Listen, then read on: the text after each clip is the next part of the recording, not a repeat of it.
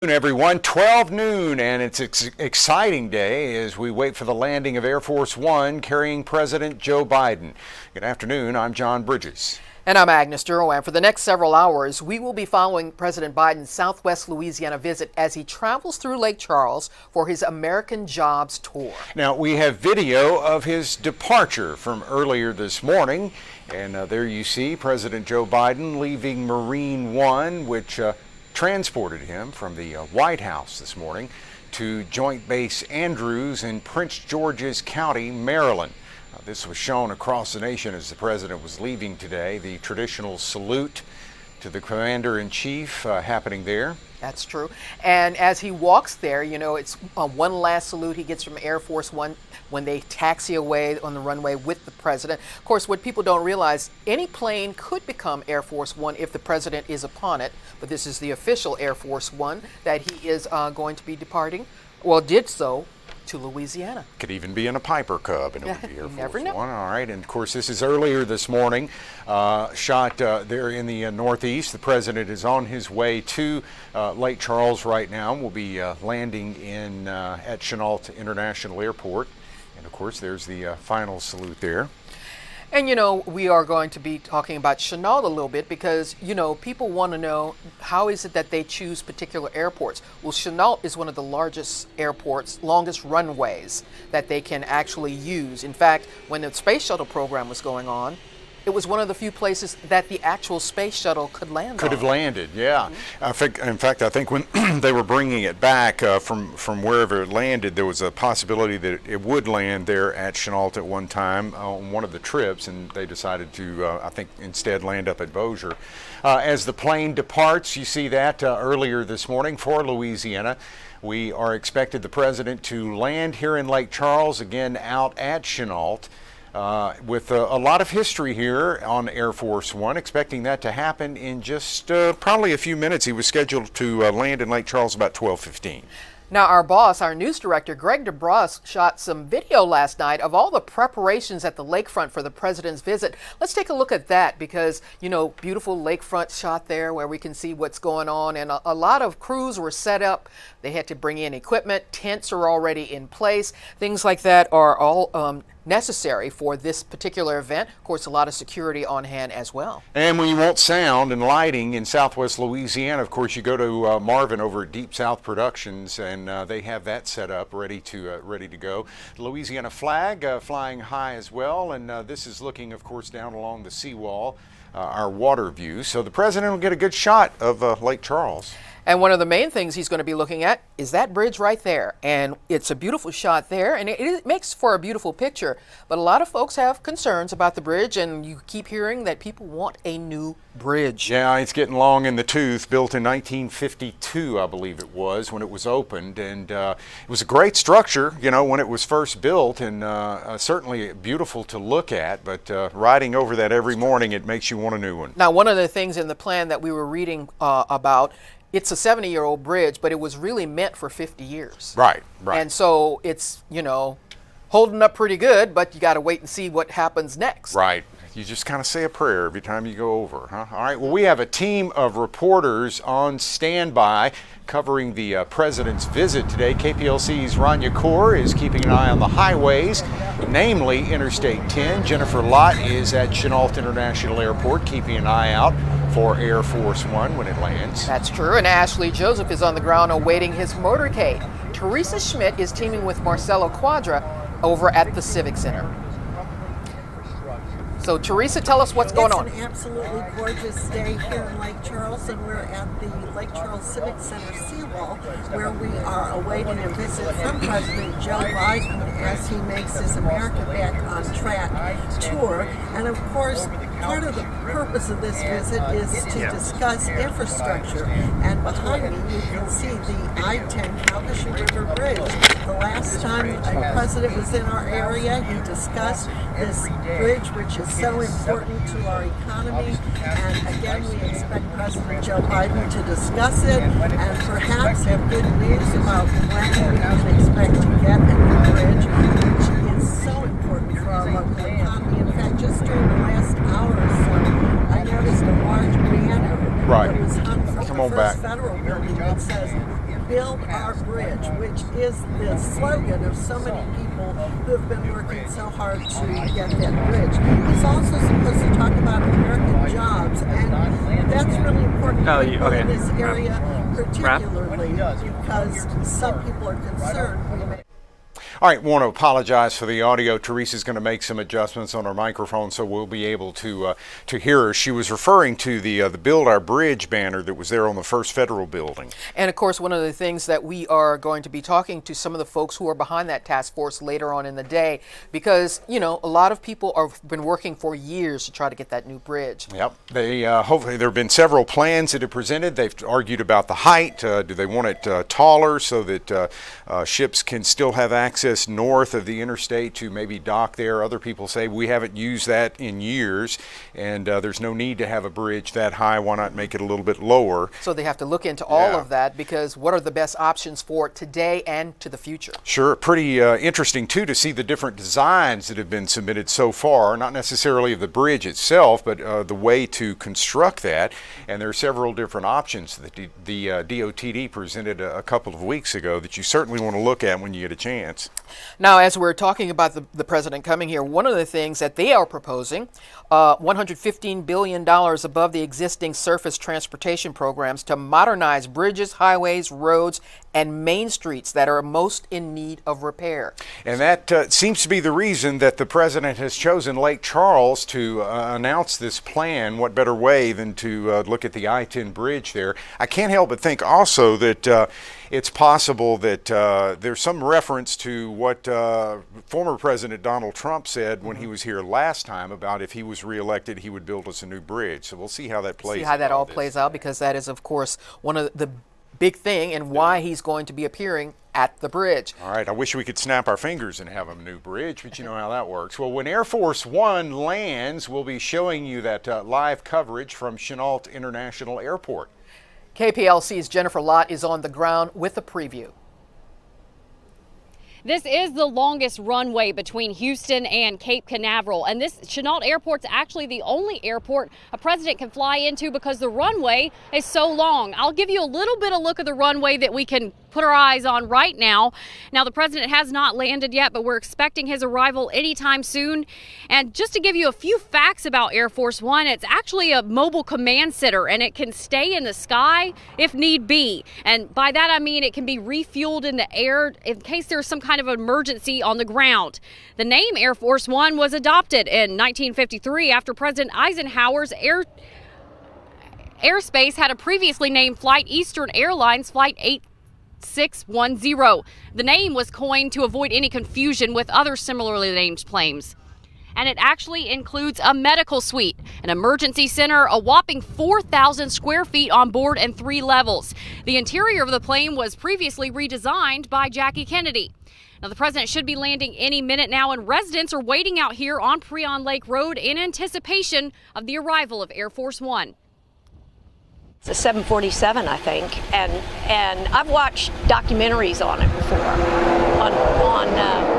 and you know, each makeover that the president does. It's really interesting.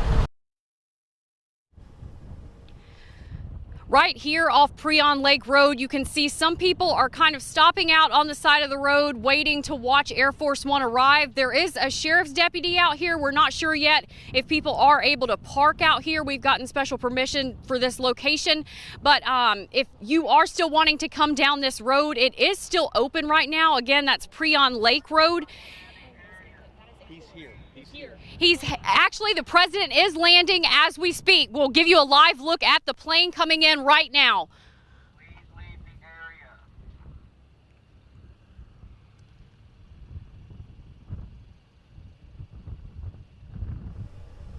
All right, again, Jennifer Lott is live there at Chennault International Airport. And Agnes, we see Air Force One coming into land, looks like from the east, I guess, into Chennault International Airport. That's right. The president is coming here to make some, announcements about what he wants to see in the jobs plan, the American Families Plan, and the rescue plans that he has a huge amount of time and effort that is going into getting a lot of this passed, which folks would be able to see actual things if infrastructure is actually past. And it's pretty interesting. We got a few calls this morning and some emails wondering, where is the president speaking? Where can we get tickets? Some people would even pay for tickets to go to this. But apparently the White House did not want this to be a huge gathering, probably because of the COVID. pandemic, right? And they just didn't want to have big crowds and things like that. So he will be at the Lake Charles Civic Center with the Calcasieu River Bridge as his backdrop. This always gives Cynthia Arsenault was talking about this the last time Air Force One was here with President Donald Trump. No matter who is president, when you see Air Force One in the air and it lands in your town, it just gives you goosebumps. It's true because it represents the United States of America. And this is something that's a tangible sight that you can put with what our country is all about. Right, and we're used to seeing all of these other huge planes that touch and go at Chennault. It's you feel quite proud that Air Force One is making a landing here in Lake Charles. So let's take a look as it lands here. Now, a couple of things about the president. A little bit of trivia here. He was born on November 20th, 1942, and it's landing now. He's the oldest elected president and the first from Delaware and the second Catholic to become president of the U.S. All right, and of course, folks are just kind of catching it on the sides of roads. We were talking about being able to watch all of this. There's no really gathering area. People just kind of know from the past where to park and where to see those planes coming into Chennault. All right, and then this will be a short visit. He'll be here. They will be heading into Lake Charles proper, where he will be giving a talk at about, I guess, a little before 1 o'clock this afternoon, and talking about his jobs plan, his rescue plan, and different proposals. And he believes that the I-10 bridge is a perfect backdrop for all of these talks. It is pretty cool to see Air Force One once again returning to Chennault. Of course, an abandoned Air Force base. I remember the days when it shut down and we would go out there basically and run our cars around there. There would be races, drag races, things like that. So we'll talk about that in just a little bit. Do we want to bring Adley in I now? think we can talk to Adley a little bit about the history of Chennault. Adley Cormier is with us, a longtime historian for Southwest Louisiana. Chennault has a wonderful history in Lake Charles. It started, of course, as the Lake Charles Airport, the actual Lake Charles Airport, before the war, and it was commissioned or absorbed by the Army Air Corps and then later the Air Force for World War II. It was the air base there for a long time. Then it came under the name Chennault when it became a SAC base, and it actually was one of the bases that had the B-52 bombers that held the atomic bomb. So it has a fabulous history. There are the old bunkers where the bombs were kept way out on East Prion Lake Road, out hidden back there. But there's an enormous amount of history at Chennault. Of course, after it was decommissioned, it was converted after John was finished playing with the runways. Yes. It was converted into a commercial airport, which allows for all sorts of economic development out there.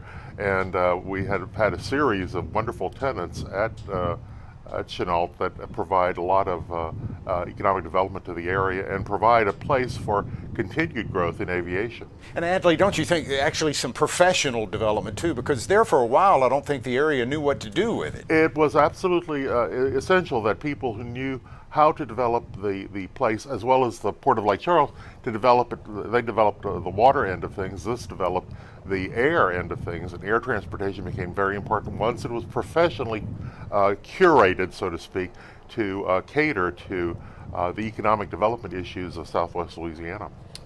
I just think it's very interesting to know that the 44th Bombardment Wing was there in the 50s and 60s.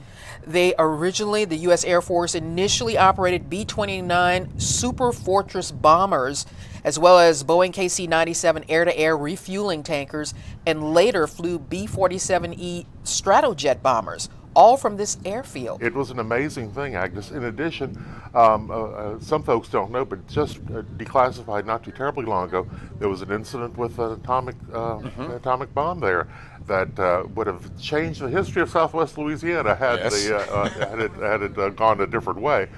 So there's a rich tradition there of Southwest Louisiana loving aviation, and Chennault being the natural, ripe end result of that love of aviation. All right, and of course, there are some stories too. After talking to some veterans who served out at Chennault about how they would board a plane here, and I can't remember which jet or which one, maybe the Strato jet, and would leave and go to like Asia and come back. You know, they would get refueled in the air, but planes from Lake Charles would actually take off and head toward the east and go overseas and go for like days. Absolutely top class. Yeah, really is. Well, even in modern times, people can be traveling along I-10 and see some of these U.S. Planes, you know, military planes coming in and doing different like landing exercises and different things. So still in use a little bit there. Absolutely, and it also used for a while refurbishment of Airbus and other aircraft. It's an important link in the overall air transportation industry in the United States and worldwide. Okay. I think we might want to take a look at what's happening along the route, because a lot of people want to know what's happening there. KPLC's Ashley Joseph standing by along the route. Of course, the president will be going from Chennault International Airport to the Lake Charles Civic Center. All right. Do we have Ashley now? There's Ashley.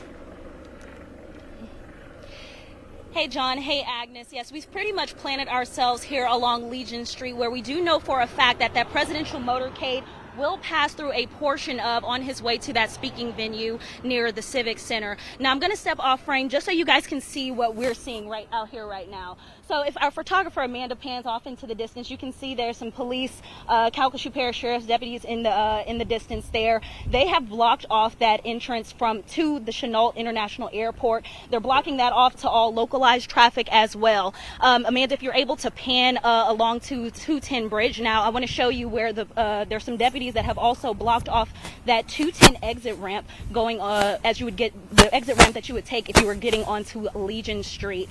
Now, of course, we're not privy to all the details of the presidential motorcade or that route that they'll be taking, but if it mimics anything that former President Trump, that route that he took whenever he visited the lake area back in 2019, more than likely, once they travel through Legion Street, they're going to get onto that 210 to that entrance ramp here. Right here off of Legion Street. But just since we've been out here since around 10 o'clock. We've been able to, since we've been here, a lot more people have come to stand by and kind of watch that motorcade as it passes through. But like you guys mentioned, one thing that the president is going to see as he travels along Legion Street, he's going to see some of that hurricane damage. Of course, there's been a lot of recovery in these 8 months since Hurricane Laura hit. But as we've been out here, there are still some areas, some parts of town that resemble what they looked like just days after Hurricane Laura hit. If Amanda can pan the camera over to this building right here, this is all-purpose roofing. This is just one area that you can see the damage. It's still part of their roof is missing, and that's been like that since Hurricane Laura hit. So that's definitely something that the president is going to see as that motorcade takes its way down Legion Street. But as we stand out here, we're going to continue to monitor.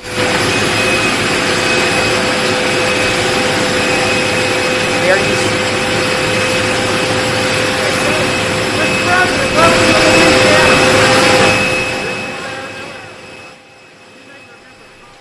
All right, you see, as Agnes was telling us, the president has now come off of Air Force One and is being welcomed to Southwest Louisiana. Looks like the governor is there. The governor is there, and along, I think Bill Cassidy is also along there and may have traveled in with him. Who is that next to? That looks like Jillian next to him. I thought she was here.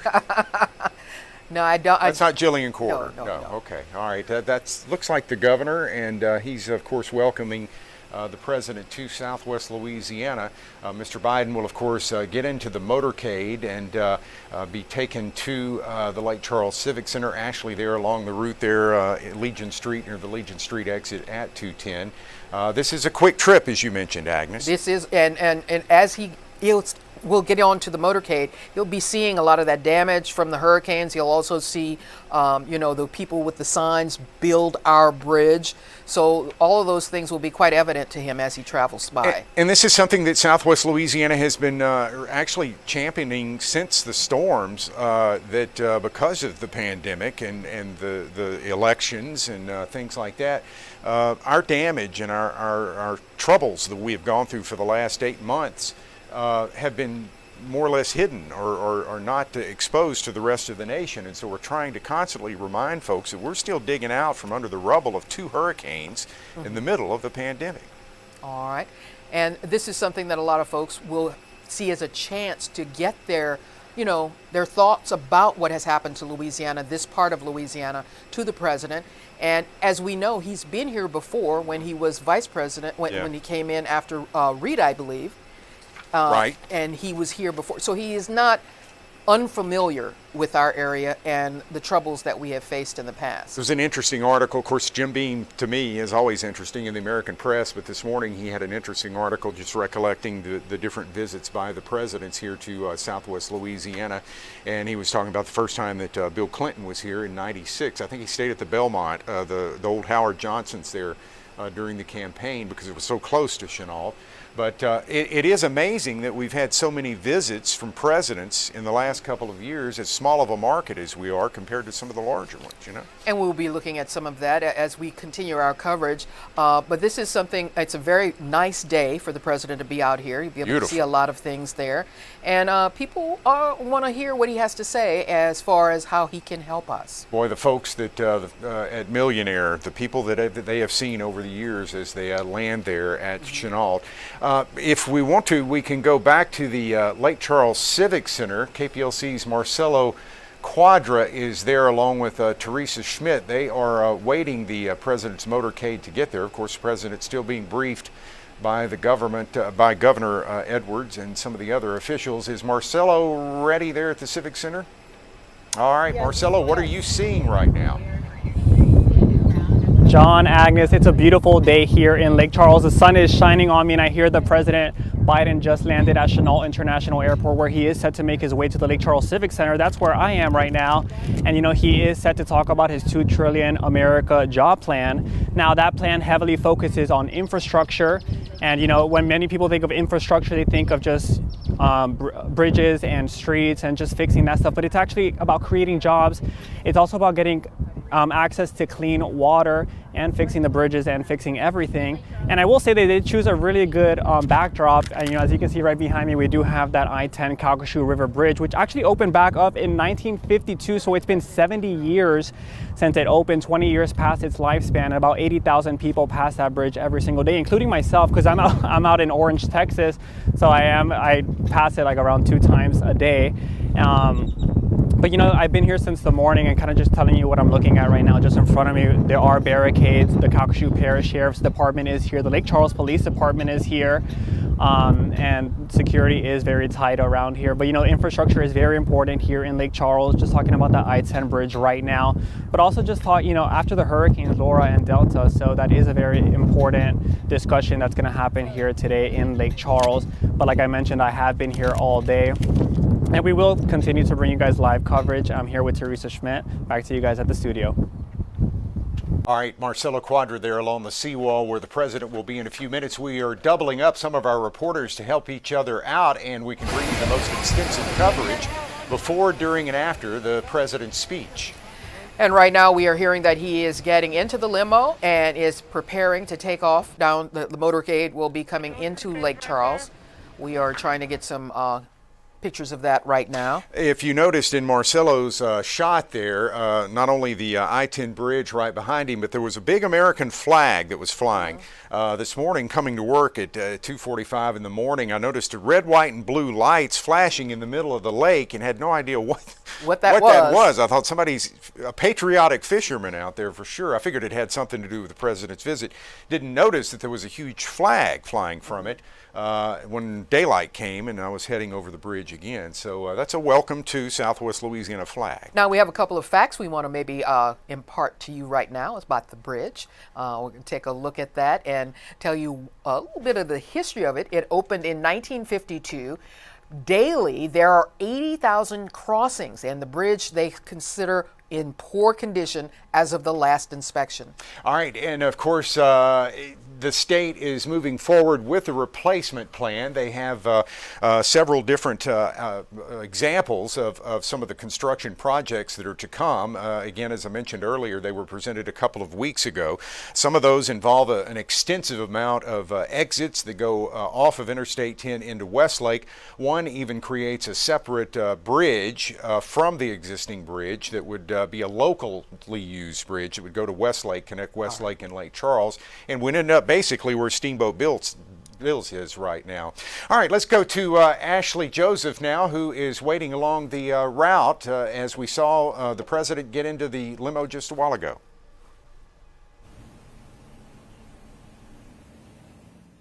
Hey guys, yeah, still out along here along Legion Street. Things have really started to quiet down. Around 12 o'clock is when local police, sheriff's deputies began to block off this portion of Legion Street from Chennault over to the 210 entrance ramp. But yeah, we're just going to show you off into the distance here, right, that where if Amanda can be able to zoom in, you can see Calcasieu sheriff's deputies have blocked off the exit, or the entrance rather, to Chennault International Airport, because of course that's where we're expecting that presidential motorcade to exit on to Legion Street.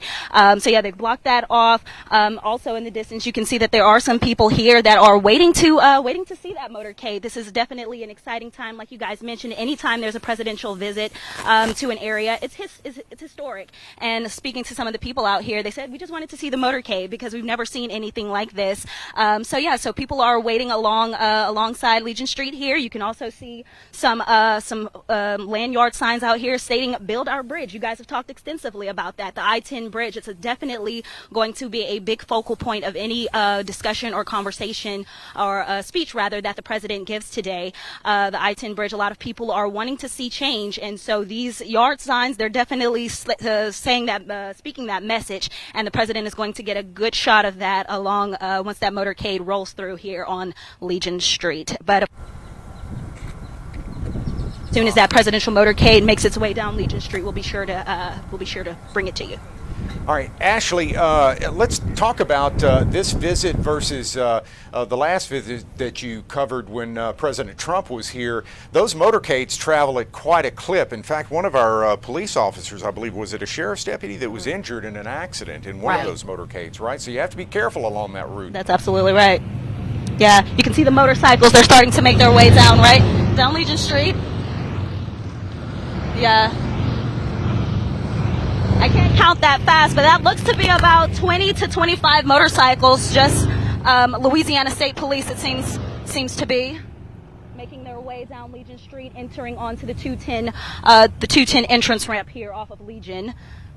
So we should see that motorcade any minute now. Similar to clearing the route along a parade, I guess, here in Southwest Louisiana. Of course, making sure everything is safe along the way. They've, of course, checked out the route ahead of time as well. A lot of security here in Southwest Louisiana. So, Ashley, you have like mostly authorities are out there right now where you are? That's correct, Agnes. Mostly from what we're seeing right now, since we've been out here, and we've been out here just to reiterate since 10 a.m. And so Calcasieu Parish Sheriff's deputies, that's what we're seeing the most of. They've been planted at every corner along Legion Street, as well as along the 210 entrance and exit ramps. We're starting to see earlier around like 11 o'clock. That's when we started to see some Louisiana State Police officers, or troopers rather, make their way. But yeah, for the most part, it's been mostly Calcasieu Parish Sheriff's deputies that we've seen out here for the most part. And we are seeing the motorcade now. It looks, of course, we never know. A lot of times you're not sure which one of the limousines the president is in. Sometimes it's visible and you're able to see that. In fact, a lot of folks saw, whenever Donald Trump visited last time, pictures taken of him waving at the crowds through the glass. So we'll see what happens here. I don't know if they continue to call them all the beasts, but they are very specially done vehicles. They're beastly. They're beastly, yes, and they are meant for security. All right. Again, this is along Legion Street. You're looking west now. Is that correct, Ashley, toward I-210? That is correct. So they are making their way, just as we thought, they are making their way onto that 210 entrance ramp. So sorry, you might see my video. I'm getting some extra offhand video for our later newscast. But you can see that the motorcade is making its way onto that 210 entrance ramp, and it's going to take that route more than likely all the way to the Civic Center. Were they allowing anyone to gather along the route to cheer in that area, or were police basically keeping spectators away? Well, earlier when we got here around 10 o'clock, I'll say at first there was one person here that when we arrived here, and we are off to the side of Legion Street on the right side at the Family and Friends Flea Market. There was one spectator out here, and we did see sheriff's deputies, they made that person leave. But since then, we started to see more people. They've allowed more people to come back and to actually park here off to the side in the parking lot at the Family and Friends Flea Market. And we've seen some spectators. We've seen some Biden supporters along with some Trump supporters out here. It's not a lot, but they're definitely out here. We saw one bystander with a Trump flag out here. One guy that we spoke to, he was a Biden supporter, and he said he was just wanting to be out here. He wanted to see the motorcade, and he wanted to hear what the president has to say about his plans for rebuilding our area, because of course hurricane recovery, that's top of mind for everyone here in Southwest Louisiana, and he said that that's something that he's hoping that the president talks about during his speech. All right, we want to thank you, Ashley, for that report.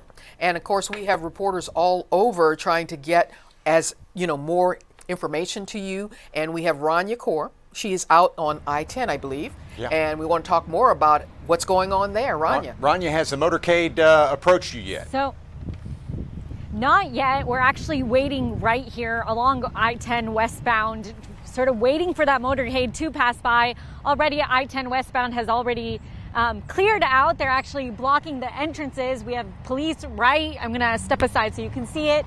We have police kind of posted by the entrances. They're already blocking I-10 westbound. You can't get there. But I-10 eastbound is seeing a backup of traffic. That's, of course, on the opposite end. Traffic was going by actually pretty smoothly until around 12:15 when westbound closed first, and now they're sort of stopping eastbound. Of course, if you're trying to go on I-10, you can't go on I-10 westbound until the motorcades pass, and they will be blocking I-10 in both directions for the next 2 to 3 hours. Now, this is President Biden's first visit after Hurricane Laura. President Trump did stop by, and along this route of I-10 westbound, you can actually see the Capital One buildings with its damage, and you'll see some of the homes of North Lake Charles still having those blue tarped roofs. And on the opposite side of eastbound, you'll see some more homes and even a church that's damaged. And now we're seeing the police coming to, I guess, clear out the way for the motorcade. So and we should be seeing the motorcade going westbound here shortly. They'll be taking the Ryan Street exit now that the I-10 westbound is all closed. This is President Biden's first visit as president, but third visit altogether. He came first to Southwest Louisiana in 2006, right after Hurricane Rita. And then he came once again as a vice president in 2010. He also stopped by Grand Lake, making promises on his Rita. And now he's here for sure for the first time in Lake Charles, stopping by to, of course, talk about the American Families and American Jobs plan with Governor Edwards. But, of course, as we know, this isn't our first time seeing the motorcade. This will actually be our several times. Of course, President Trump stopped by 4 times. He stopped and took this route, I believe, towards the Civic Center where he had his rally in 2019. He came right after Hurricane Laura, came to assess the damage, and also saw the damage immediately after. So to see a president come back right after Hurricane Laura, now that a bit of recovery has started, also interesting considering he's not talking about Laura and hurricane damage, but we should be prepping for the motorcade soon. Of course, where I'm standing, you can actually see the other side of the hill, and you will actually be seeing President Biden as he goes. So we're just waiting here for the motorcade. Again, police are already redirecting traffic not letting anyone enter I-10 westbound. Rania, at least, when you're stopped in traffic, you're usually bored, but in this case, you'll be able to see the President of the United States, so that's not half bad, huh? Got to have a silver lining. Pretty lucky for I-10. Yeah, pretty lucky for I-10 eastbound, I guess. Westbound, and not so much. Westbound, if you're trying to go on westbound, for the next 2 to 3 hours, you will not be able to either enter or exit westbound. And we do see them. And now we're seeing the motorcade coming through town now, and is on his way. Pretty much close to being on time, because I think he's supposed to speak at about 12:50 or so. Yep. And so they're pretty much keeping to a good schedule here this morning. It's a good thing it's not raining, or else an 18-wheeler would be jackknifed at the Opelousas curve, and that would delay everything. So here we go. This is the limousine, the motorcade carrying the President of the United States, Joseph Biden, heading toward the Lake Charles Civic Center. There are, of course, dozens of media being followed in those vans there, covering this story from not only across the nation, but across the world. They want to know about this plan. And what people don't realize maybe is that aboard Air Force One, there's the media pool. A lot of that, they travel with the President. They are always with him. And they are all going to be in place as well, which we will also have our own folks there. Teresa DeMarcello will be in there getting information. We also have Andrew Robinson in there as well. So we'll have different angles from all of our own NBC and other media to our own reporters who are on the scene. Covering one of these presidential visits is just an amazing thing to watch from the media perspective. I remember I was 18 years old the first time I got to see Jimmy Carter come to Beaumont. And it was amazing we went out to the Beaumont airport. All the news media comes in on a separate plane. They go to their phones, call Washington, New York, whatever, and then we all get in this bus. And this is the first time I'd ever been in a bus that went 90 miles an hour down the interstate, but you're hauling it to get to the site of the speech. I think we, at this time, while we're watching all this, we maybe can go through with Adley a little bit about the history of all the people that have come through here. Quite a few presidents. Quite a few presidents. In fact, presidents generally come to Southwest Louisiana for one of three reasons, really. They come to inspect hurricane damage, and unfortunately that happens more often than not. They also sometimes will come to seek re-election, and that happened with Mr. Clinton back in '96. But really, the very earliest presidents who come to Lake Charles actually came to hunt and fish. Theodore Roosevelt and FDR came to Lake Charles to hunt and fish, and they didn't even have an official capacity here at that point. So they didn't have the motorcade or anything. So it's nice to see that there's a continual interest in Southwest Louisiana and in Lake Charles by the President of the United States. It says that we count, we're important, and sometimes we forget that we're a really vital link economically and socially to the history of the United States and to world history, important enough that the presidents have come here on a fairly regular basis, either for recreation or to inspect hurricane damage, or in this case, to actually lay out a plan for infrastructure improvement, which is something that is right on target when it comes to Lake Charles. There cannot be a more important evidence of the need for this country to restore aging infrastructure as we have a sitting president coming to Southwest Louisiana to tell us his plan to rectify this. And I think we have some pictures and photos of things in the past, because one of them, Kennedy.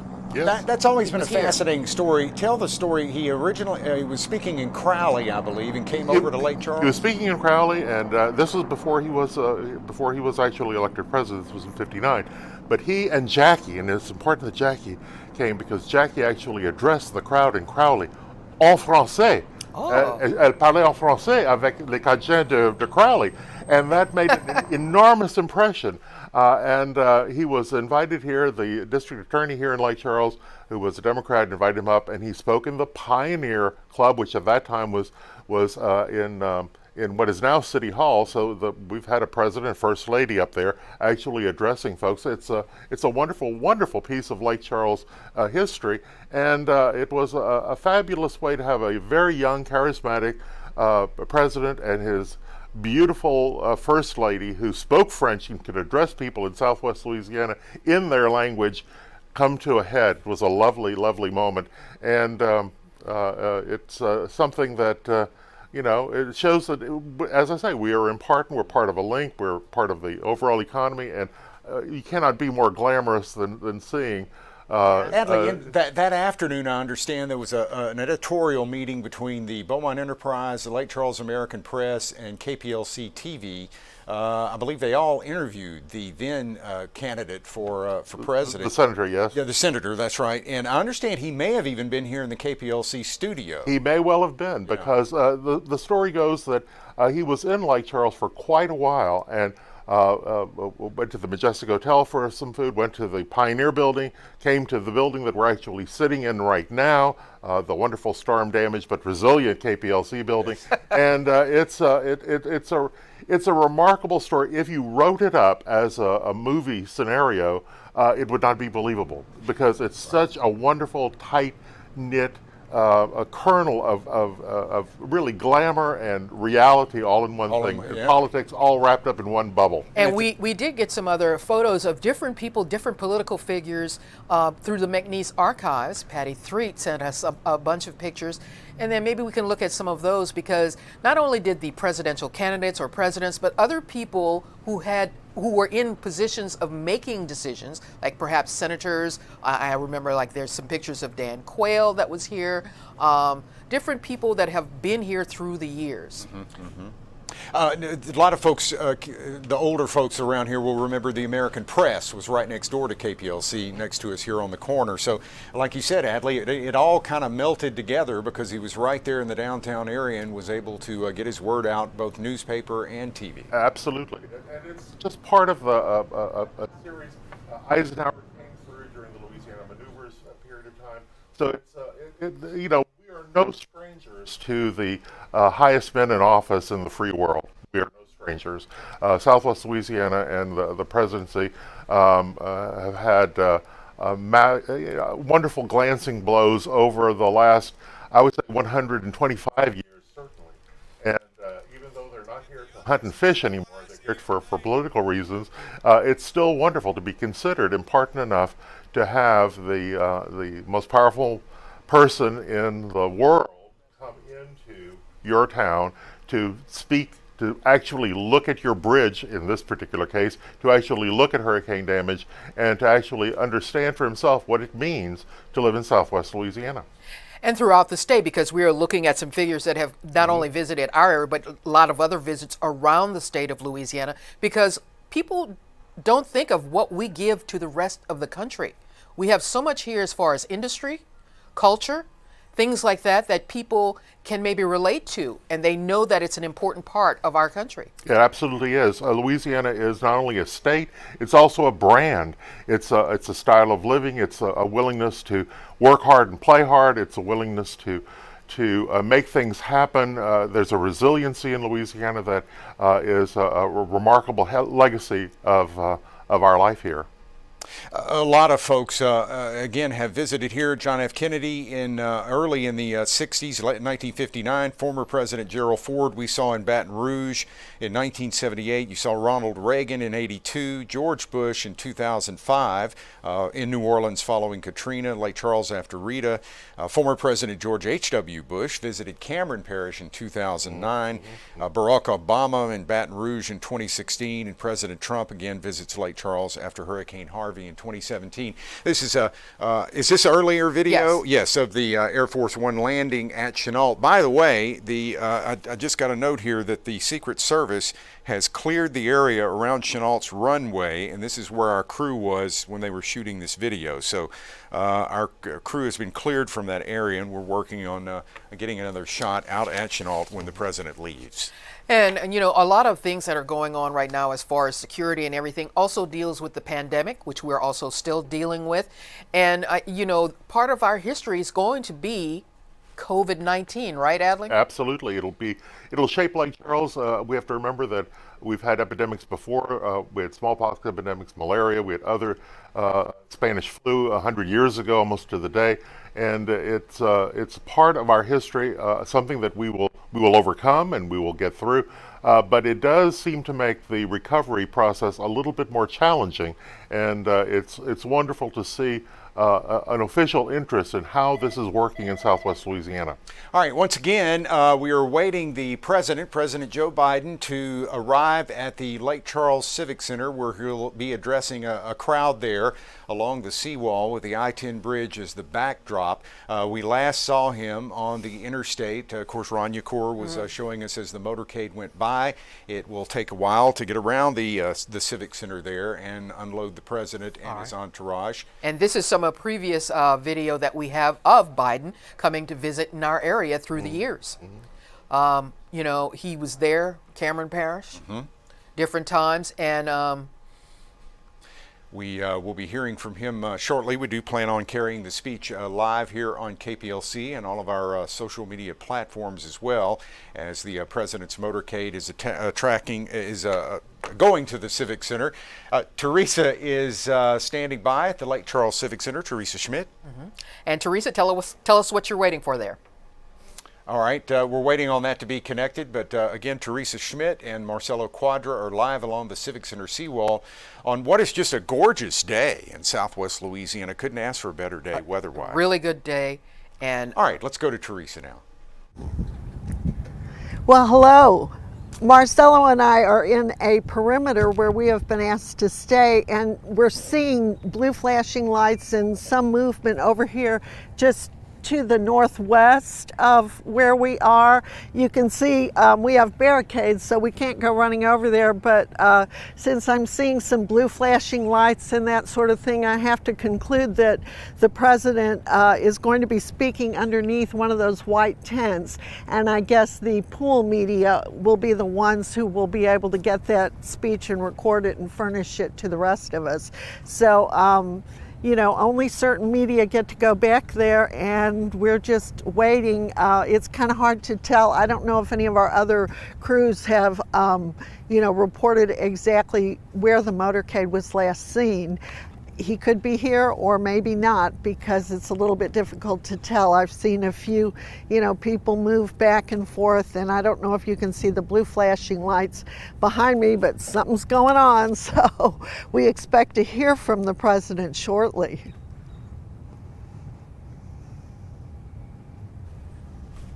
All right, Mike, sir, pretty interesting here that something is going on that Teresa can't quite figure out what's going happening. on. But Adley had some neat impressions here. Yeah, just a little note that where the President will be speaking is really the oldest part of Lake Charles and also the newest part of Lake Charles. Old because it's where the city was originally founded. It's where the Bilbos and the Ryans set up their sawmill.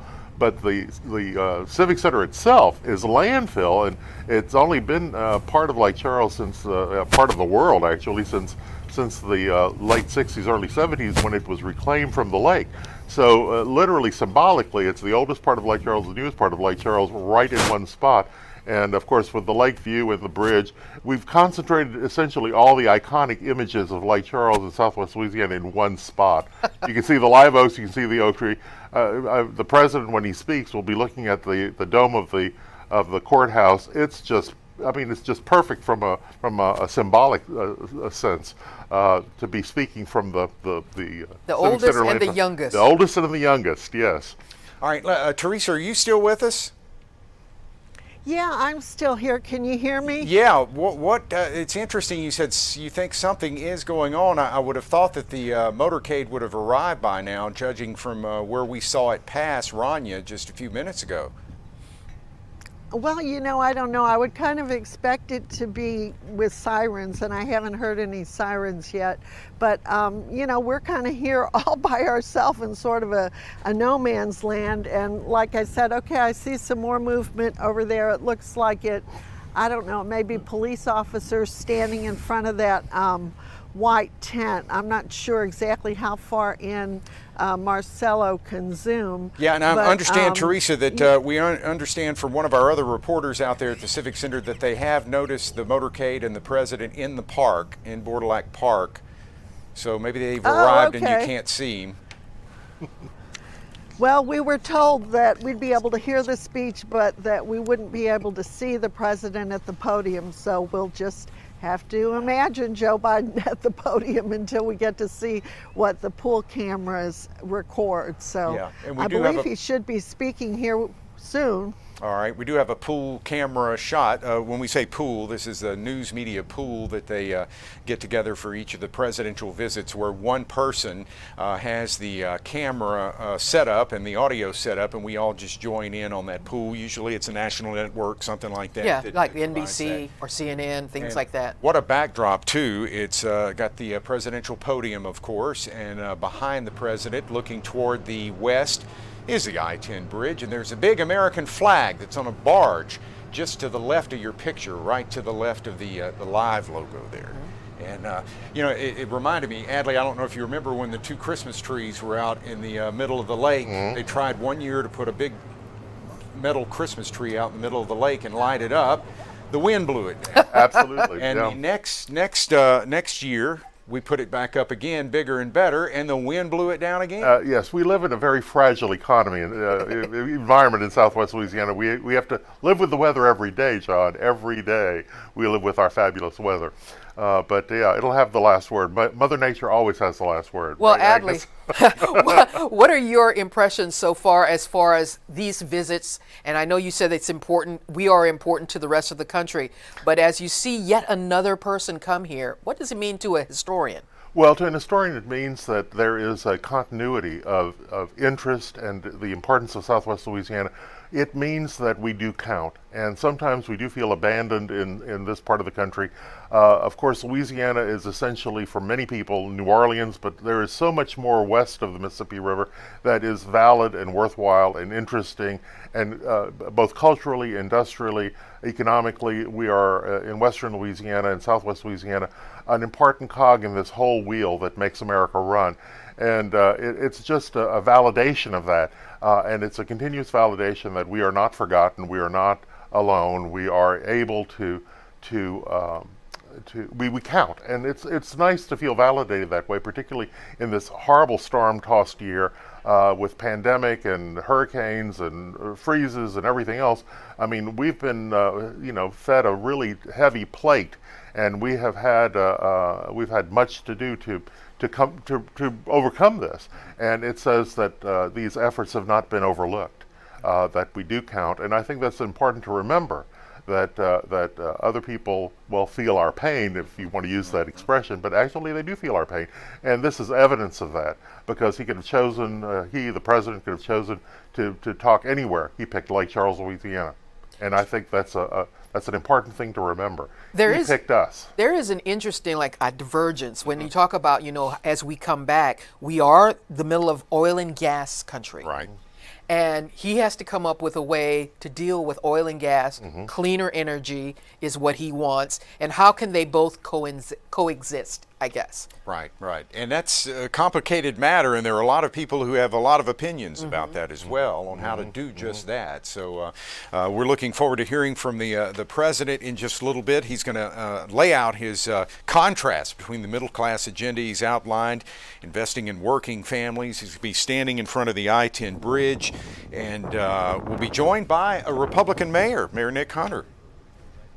Now, this is the motorcade entering into the Civic Center area there in Bourdilac Park, and so we can actually see them arriving there. So it should be only minutes away before we actually have the president speaking.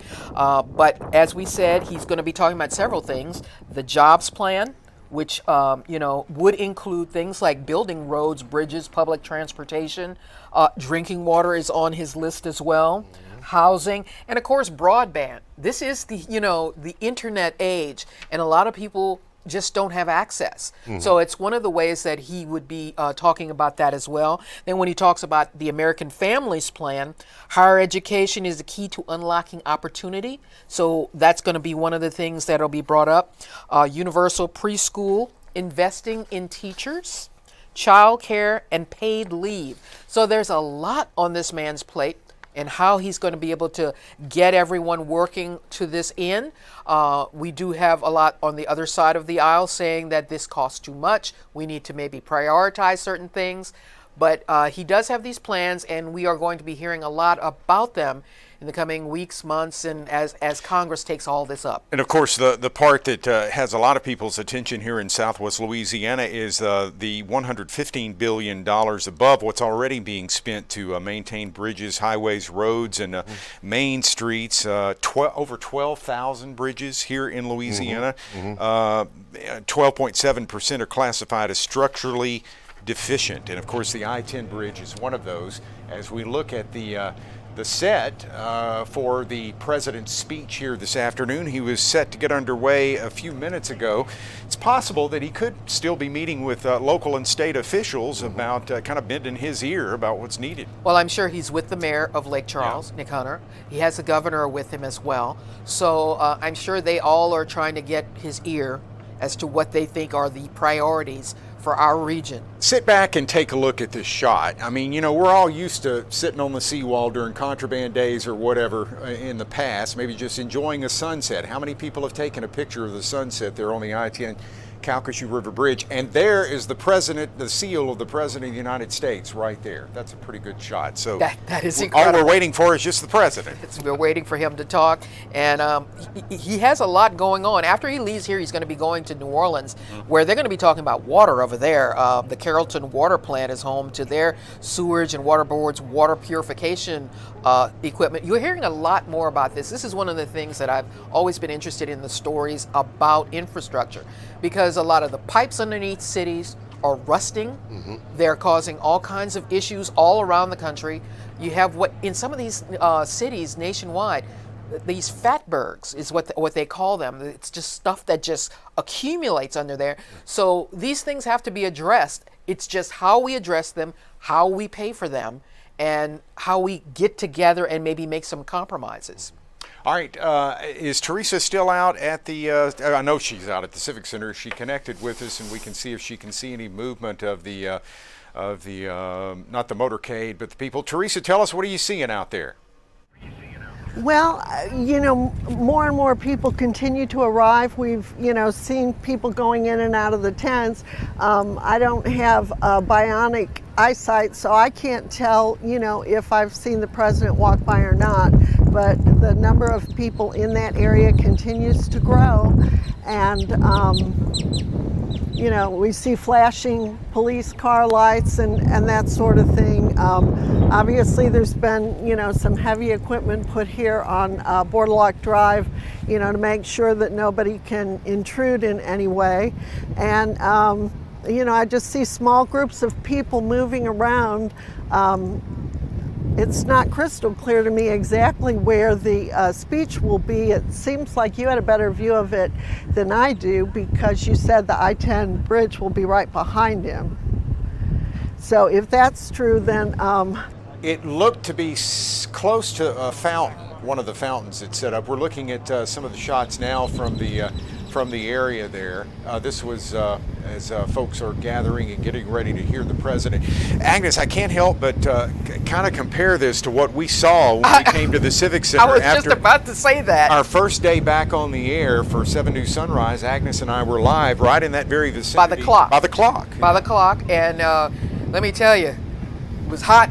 It was hot. There was skeeters. And there were dead fish in the water. And we didn't have bionic sight like Teresa does. No, that's right. So, Teresa, is your sight getting any better? Are you seeing anything?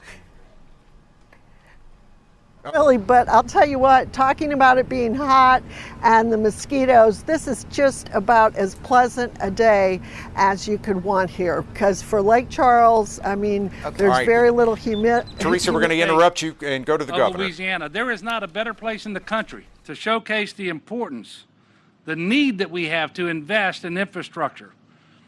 It's more important here in Louisiana than perhaps elsewhere.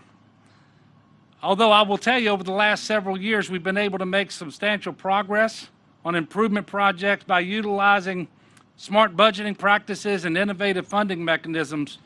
But as you will certainly see, our needs still far exceed our means. The bridge behind me is a fitting example of that. Louisiana's roads and bridge infrastructure right now is graded at a D+. And Mr. President, my wife and your wife are educators, but you don't have to be an educator to know that a D+ is simply unacceptable. Louisiana has a $14 billion backlog in infrastructure projects, and the fact of the matter is we need assistance from the federal government in order to get many of these projects completed. And I know that later today, Mr. President, you're going to see firsthand the struggles that we face with our water and sewer infrastructure.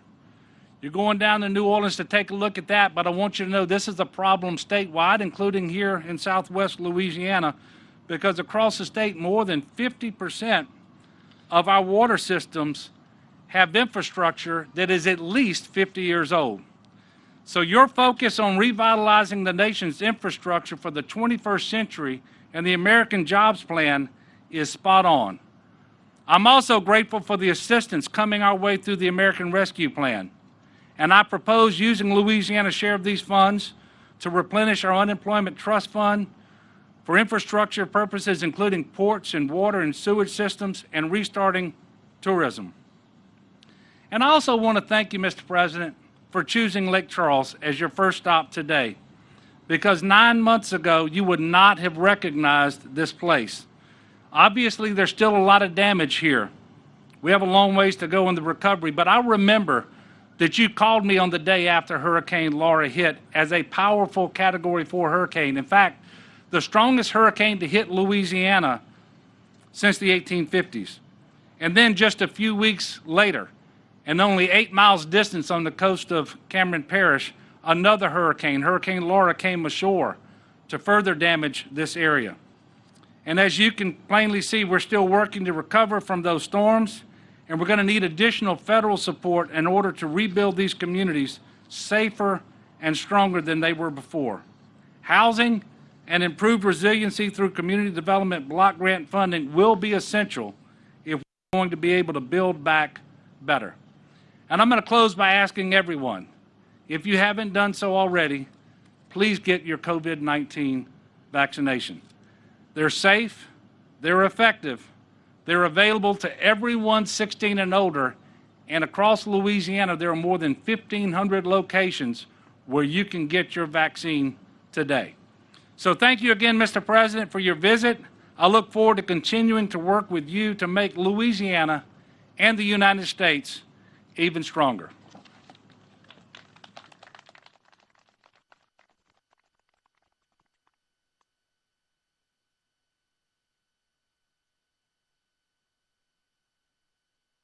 Please welcome the Mayor of Lake Charles, Louisiana, Nick Hunter.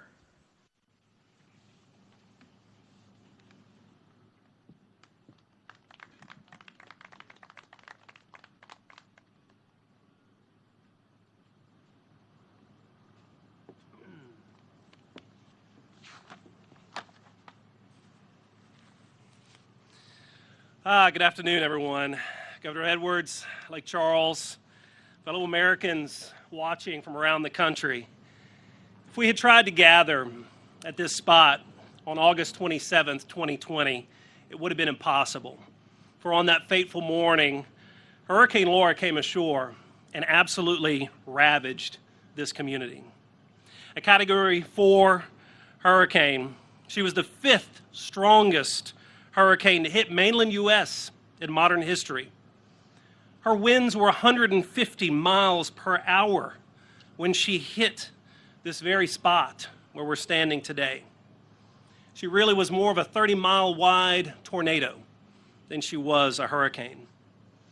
To add insult to injury, just 6 weeks later, Hurricane Delta came ashore, following almost the exact same path as Laura. And I wish I were finished talking about natural disasters in recent history. But in February of this year, Winter Storm Uri brought freezing temperatures mixed with precipitation, the likes of which we have not seen in decades here in the city of Lake Charles. As did millions of others, Lake Charles lost water pressure as pipes burst throughout the city. Citizens who were still reeling from 2 major hurricanes had to deal with no running water, and many began ripping out sheetrock for the second time renovating homes for the second time in less than 2 months. I asked some of our FEMA reps, our boots on the ground, if they had ever heard of another U.S. city that had been affected by four federally declared disasters within the course of 12 months. They couldn't recollect any others. I don't know if another city has had it as bad as Lake Charles has within the course of just 12 years. Southwest Louisiana has experienced loss of life. We have experienced loss of property, loss of infrastructure. COVID-19 and natural disasters have dealt major blows to this community, but none of them were knockout punches. Lake Charles is a great American city, and we continue to need a great American response. We continue to need the proper federal response in the wakes of Hurricane Laura and Delta. Mr. President, I had a chance to visit with him for a moment. Mr. President, we come from different backgrounds. We come from different areas of the country. We grew up in different eras. Candidly, Mr. President, we are members of differing political parties, and there would be some policy that we would disagree on if we sat down with each other for a conversation, but I guarantee you, I would be willing to have that conversation with you. And I do believe that we can agree on the dire need here in Lake Charles for an infrastructure plan that could build us a new I-10 bridge here in Lake Charles. And I do believe that we could agree on the dire need to support disaster relief for Southwest Louisiana. 252 days post-Laura, we sit here and stand here today. I would never let anything stand in the way of me being here today, of me being anywhere to have an audience with someone who could help. Right now, Southwest Louisiana needs all of our elected officials to fight for the people of this community and be willing to break bread with anyone who can help. Mr. President, any members of Congress out there who might be listening, Lake Charles needs help right now, and we're asking for it. Every day that goes by without disaster relief and without infrastructure investments that can bring a new I-10 bridge is a day that Washington, D.C. is failing the people of Southwest Louisiana. So yes, my administration is appreciative of the conversations we have had with President Biden's administration over recent months. Yes, we are encouraged by the President's interest in our community. And yes, Lake Charles is a great American city, a city that needs help from our American brothers and sisters. And so it is my extreme honor and pleasure to introduce to Lake Charles the 46th President of the United States of America, Joseph R. Biden. Mr. President.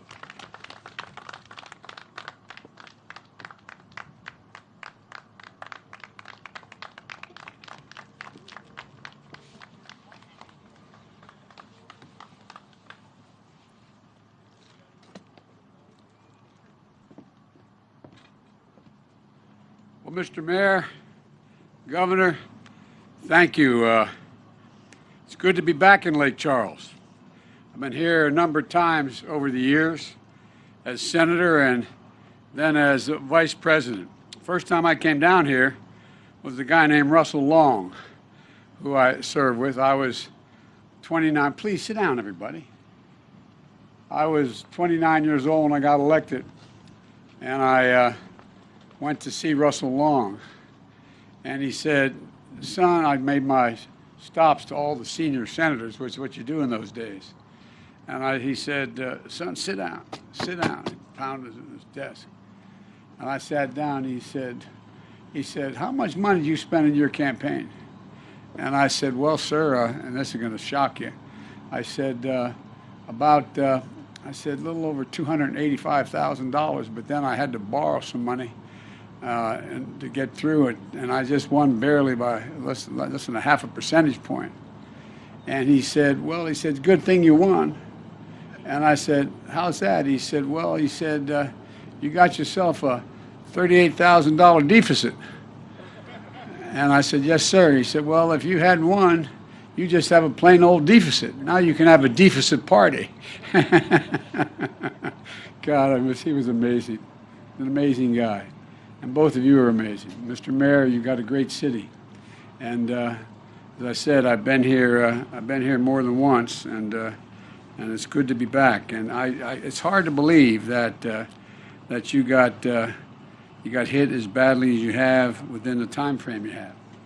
And I used to spend some time with Randy. He got hit a little bit, but not like you did, not like you have. And Gov, we have to build back. We have to build back better. One of the things that I'm proud of is in the first 100 days that I became president, we have created more jobs in that period of time than any administration in history. But the way I look at that, that's just a down payment getting us back for the American Recovery Act, just getting us back and getting people. A lot of that had to do with getting people vaccinated, getting 600 million doses of the vaccine and getting people in a position where it was available. But now it's about rebuilding America, rebuilding in a way that it has resilience. And the folks who are going to rebuild it, those folks right over there, unions. We're going to rebuild it in a way that we're going to provide good jobs. Well, look, as I said, it's good to be back, Governor Edwards and Mayor Hunter. And I also want to thank President Wren, union president, AFL-CIO, head of the there you are, I couldn't find you. Folks, there's when it comes to bridges and roads and the like, I've never seen a Republican or Democrat road. I just see roads. And Mayor, you're a Republican. You wrote a newspaper article suggesting that we, along with the governor, the Democratic mayor of Shreveport, Mayor Perkins, as to why we need the American Jobs Plan, and which is what I'm here to talk about today. A once-in-a-generation investment in America itself. To create jobs, to modernize our bridges, our roads, our highways, our ports, our airports, our water pipes, our water projects, high-speed internet, transmission lines, and sustainable housing. Sustainable housing.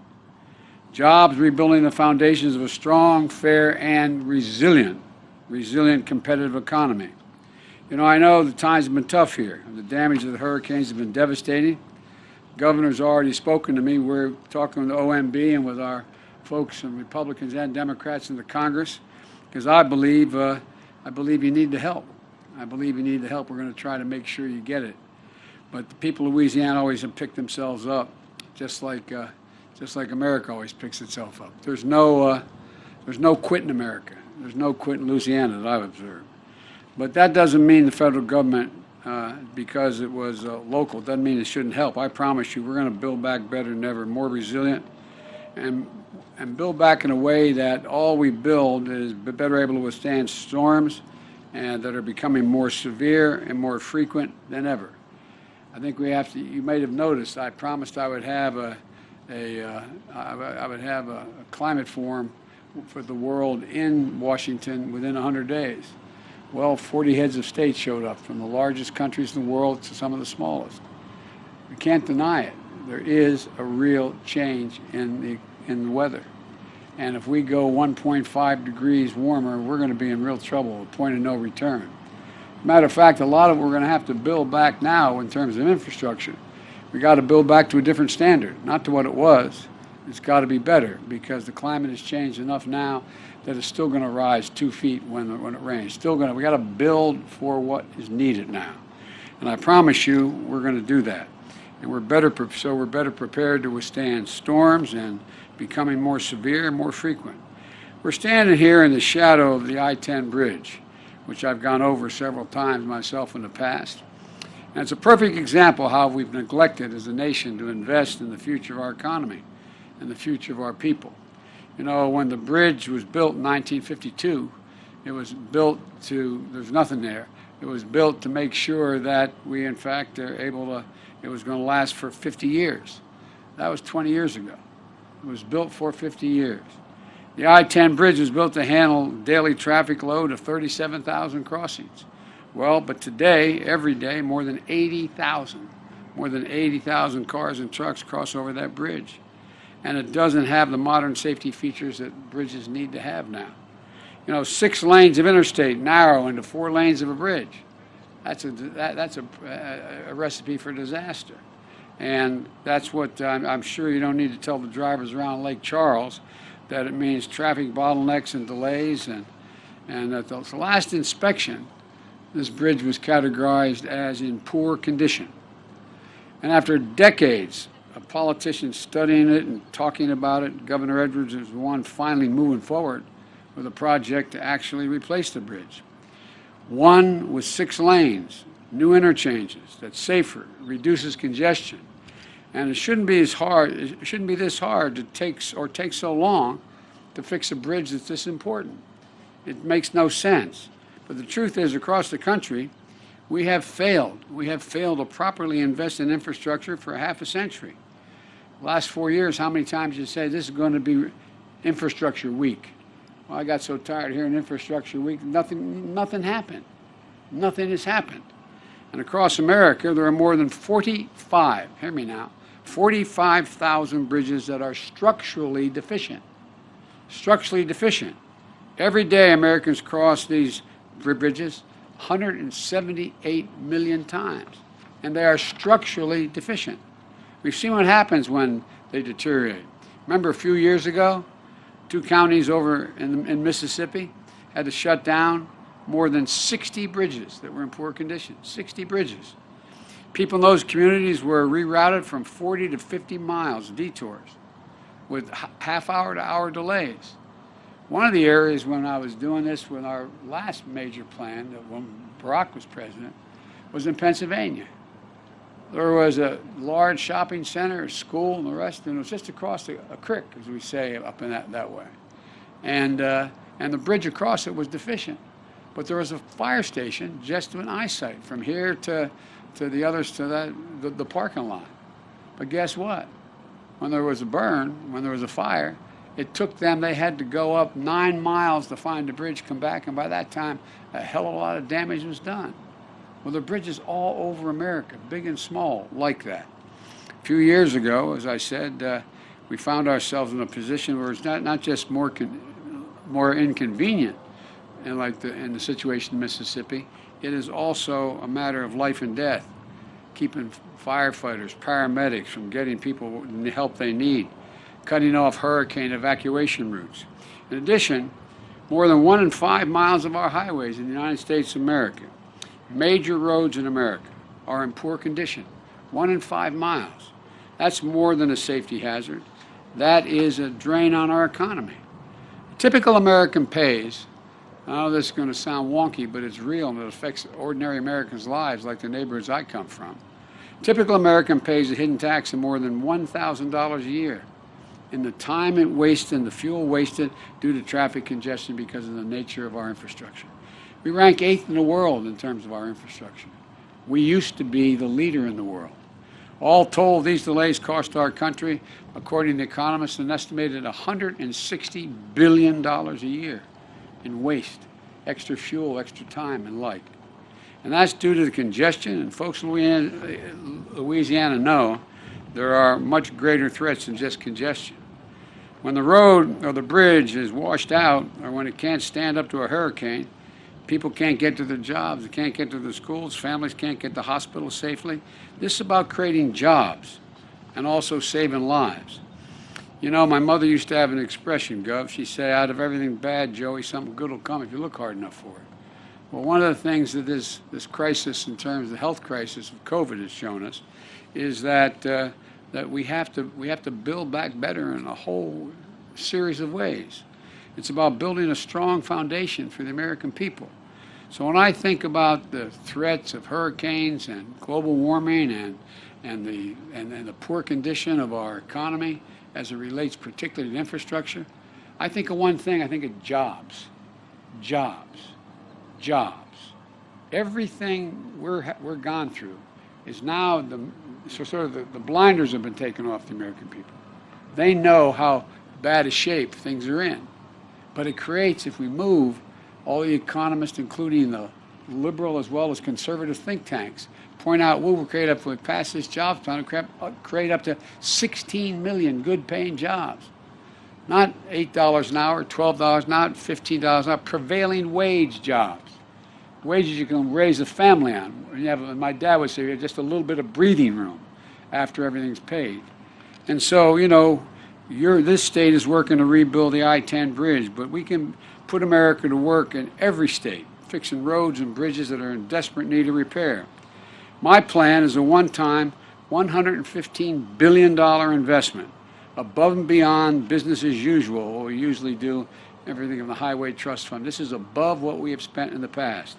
So we can modernize bridges and roads and highways that need it most, putting people to work in good-paying jobs. Now, I know a lot of you watching at home are thinking that, well, you know, if these jobs are for you, well, you know, all you folks who feel left out as the economy is moving so rapidly, everything's changing, and you're wondering whether what you did before is going to be available to be done in the future. Well, let me tell you something.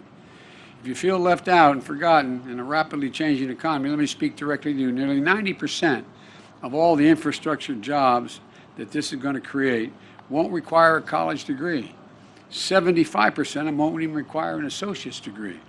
These are jobs that can't be outsourced, can't be outsourced.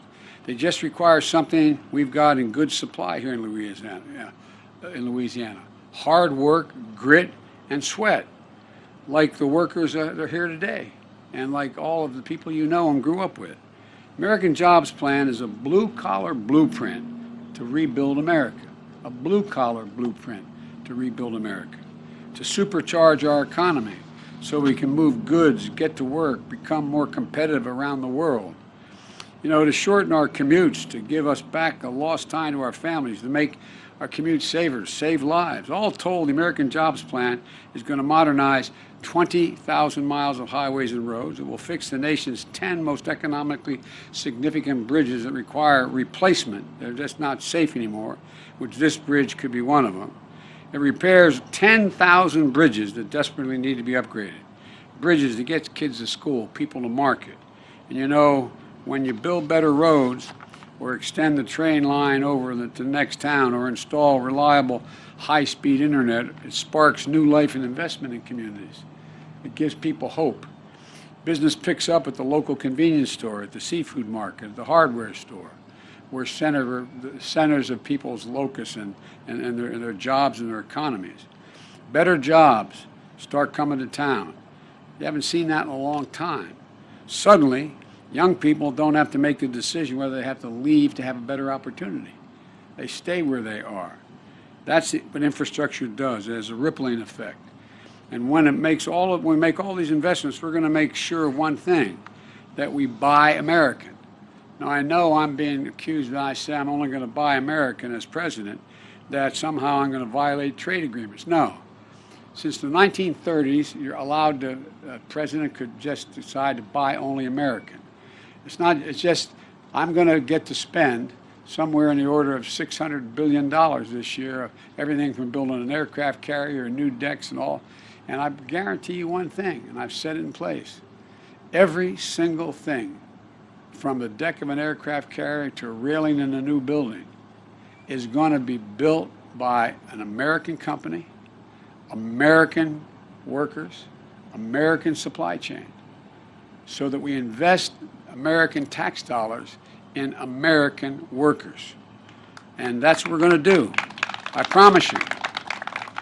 Because right now that law has existed, but you're allowed to have exceptions. So what do? The last president's come along and said, well, we have a little trouble making sure we can find somebody who is able to put the railings in this new building and the stairwells. Well, guess what?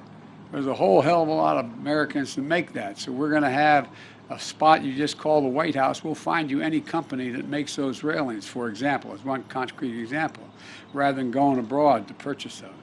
It's going to create jobs, it's going to generate economic growth. And look, this is all about making a choice between giving tax breaks to super wealthy and to corporations and investing in working families. We're going to build a country. I look at this as What I'm talking about is giving essentially tax breaks to hard-working, middle-class, and working people who built this country. In my view, it's an easy choice. Invest in workers wearing hard hats and doing the hard work of rebuilding the country, and put line workers, for example, to put line workers and electricians to work laying thousands of miles of transmission lines to build a modern energy grid, to put engineers and construction workers to work building modern roads and bridges, weatherizing homes and buildings, and setting new standards where they have to be built with better material, and they have to be built to withstand heavy winds and hurricanes and the like, and withstand the impact of the changing weather. To put plumbers and pipe fitters to work, replacing 100% of the nation's lead pipes and service lines that are delivering poison water to our kids. And there are over 400,000 schools in America have lead pipes leading, 400,000, yes, that's right, 400,000 have lead pipes going to the schools right now. And you have over 10 million homes where their water sources fed by lead pipes were laid years and years ago. We're going to rip it all up, and make it safe all across America. And it's going to provide millions of jobs, thousands of jobs, and it's going to provide much more security. It's going to put plumbers and pipe fitters to work, replacing this, so every child in America can turn on a faucet and not worry about drinking polluted water. I'm going to be visiting the water plant in New Orleans today to get a closer look at what's needed to modernize the city's water system, because it needs modernization and they need it repaired. Look, these are the highest values investments you can make as a nation, and they last the longest. Economists, left, right, and center, agree that these are investments we need to make to generate historic economic growth that's maintained, not just bringing jobs back, but creating new jobs.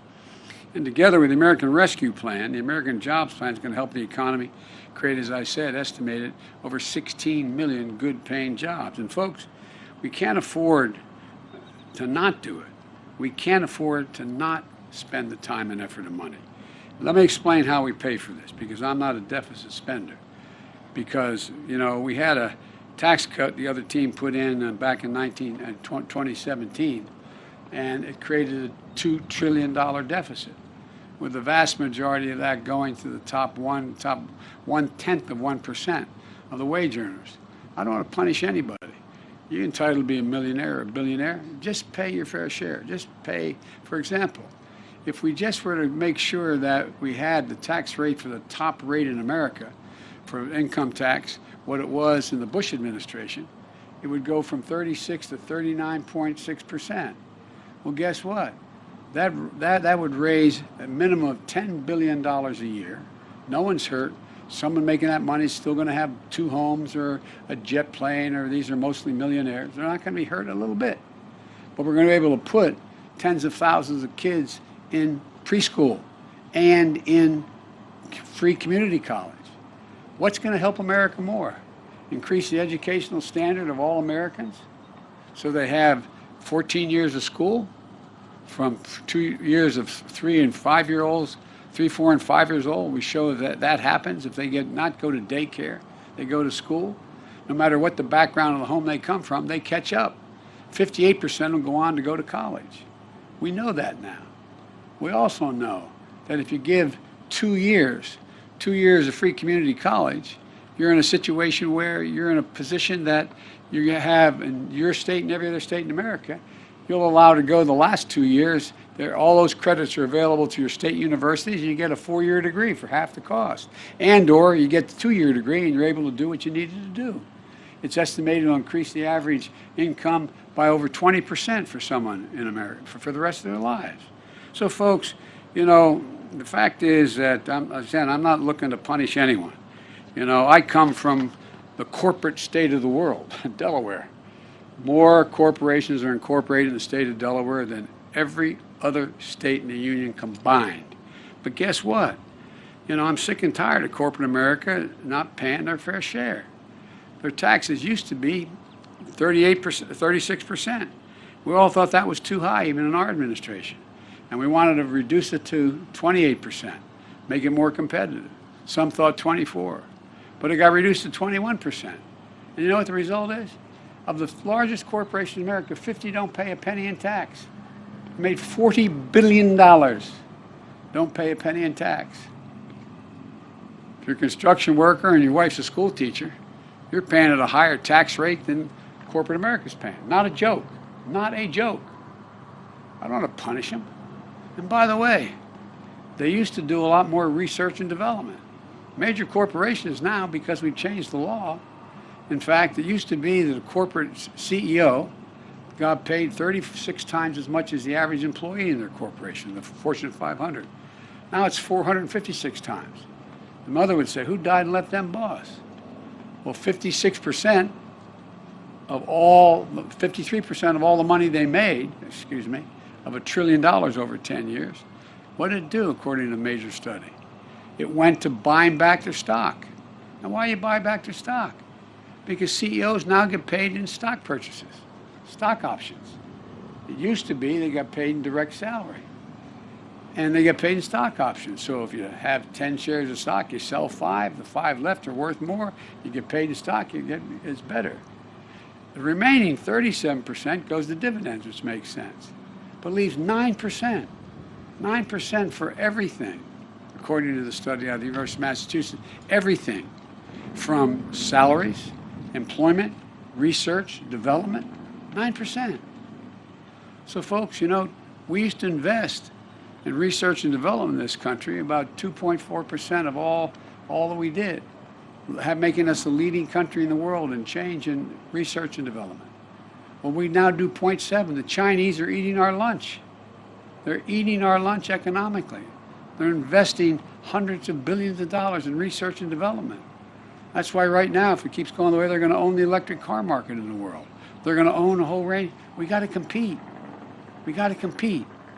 And it doesn't cost anybody anything and deprive anybody of anything they have earned or deserve. As I said, we're now at a place where when they used to pay 35%, it's now 21%. The way I can pay for this is the $40 billion, for example, just making sure the largest companies don't pay zero, and reducing the tax cut to between 25 and 28. It's a couple $100 billion. We can pay for these things. I'm not talking about deficit spending. I'm talking about paying for. I realize I'm getting too wonky here, giving you too much detail. But the point is, what I'm proposing is badly needed and able to be paid for and still grow. This trickle down ain't working very well, man. We got to build from the bottom and up and the middle out. That's how we build America. That's how we built it so well back in the 60s. And so, folks, look, middle class family, as I said, and a construction worker with a kid with 2 kids is paying more in federal taxes than a multi-million-dollar, billion-dollar corporation that's making billions of dollars in terms of the rate at which they pay. And look, here we go. You know, still, the fact is that the plans that I put forward meets the middle class and raises corporate rate. It also lowers it lower than any point that it was since World War II. And it's going to generate $90 billion each year, hundreds of thousands of jobs. We're going to put a lot of folks to work. And by the way, how many of you are veterans or have a brother, sister, mother, father who's a veteran? Well, here in Lake Charles, you got a new veterans clinic. It was built a few years ago, beginning when Barack and I were in office. But most VA hospitals, for example, are 50 years old or older. Ask your buddies. Ask your buddies. When we have more people, more veterans, and more active military committing suicide every week than are killed in all our wars. Why? Pick up a phone. We have more people coming back with post-traumatic stress than anything else. I carry in my pocket my schedule. In the back of my schedule, I have updates, U.S. troop updates. How many people have died in Iraq and Afghanistan? Not generally over 6,000. 6,000 as of this morning, 927. Because every single solitary one of those fallen angels left an entire community behind. Wounded, 53,196, not roughly 53,000. Well, guess what? Ask your people, ask around in your state and any other state. You got a husband, a wife calling saying she has post-traumatic stress, and I need to get her in there right away. But we can't see you for 3 weeks. We don't have enough docks, and the buildings are 15 years old, 50 years old.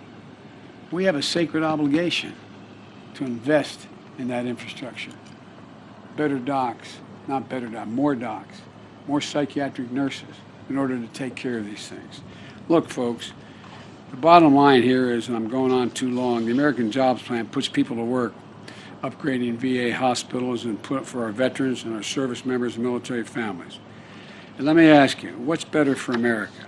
A tax cut to make corporations richer and CEOs richer, or investments going to make our country stronger, more competitive, and lift up the standard of living for everybody? And by the way, this is not punishing anybody. All those folks are still going to have 2 homes or 3 homes in their jets. It won't matter. Not going to change their standard of living one little bit. Not surprisingly, critics say they're worried that I'm going to stunt economic growth by raising taxes on corporations and wealth. There's just one problem with their argument: the facts. Experts have looked at it. The last time taxes were around the rates I'm proposing was in the 90s, and the economy boomed.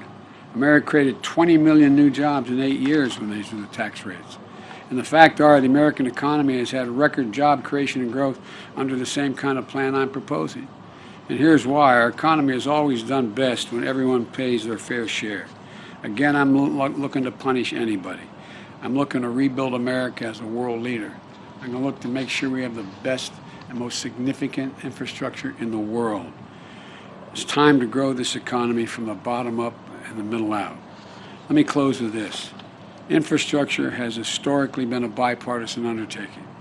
There's no reason it shouldn't be that way again, as the mayor's evidence of, and others are. It's about coming together to create jobs, to make a more competitive world. What's the first thing anybody asks you when they want to put a new facility here in your city? How close is the interstate? What's the access to the lake? What's the water supply? They want to know you have the best infrastructure. Companies and corporations go where they can get their product made the quickest and get it to market the fastest. And we're doing everything we can to win the competition for the 21st century. I'm willing to hear ideas from both sides. I'm meeting with my Republican friends up in the Congress to see, number one, how much they're willing to go for, what they think are the priorities, and what compromises meet men. I'm ready to compromise. What I'm not ready to do, I'm not ready to do nothing. I'm not ready to have another period where America has another infrastructure month and doesn't change a damn thing. America is more competitive, better, and more capable than any nation in the world. There's not a damn thing we cannot do when we do it together. It's about time we start working together like mayors and local officials do, like governors do. I find more support from Republican governors and mayors and Democratic governors and mayors around the country because they gotta answer the question. Is life better in this town, this city, this state than it was before I got elected? And we can make it better. We can make it better. It shouldn't be controversial. So let me conclude by saying God bless you all, and may God protect our troops. Thank you.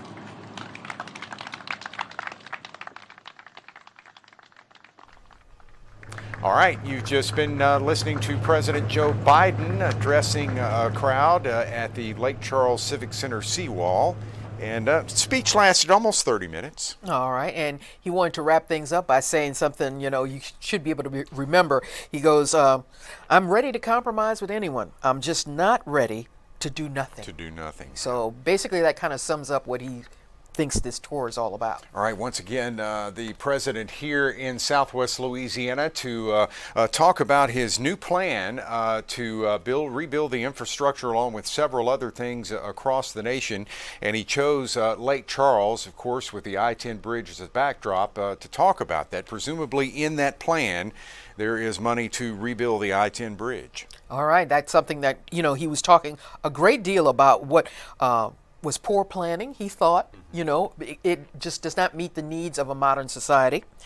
I believe that the president also talked about how the I-10 bridge was a perfect example of how we have neglected our infrastructure. So these are a few of the comments from the president today. We have Teresa Schmidt live at the Lake Charles Civic Center, who was presumably listening in on the speech. Teresa, what do you hear? What do you see? Well, I certainly was. And one thing, I know that the president's plan was to talk about jobs and infrastructure, which in fact he did.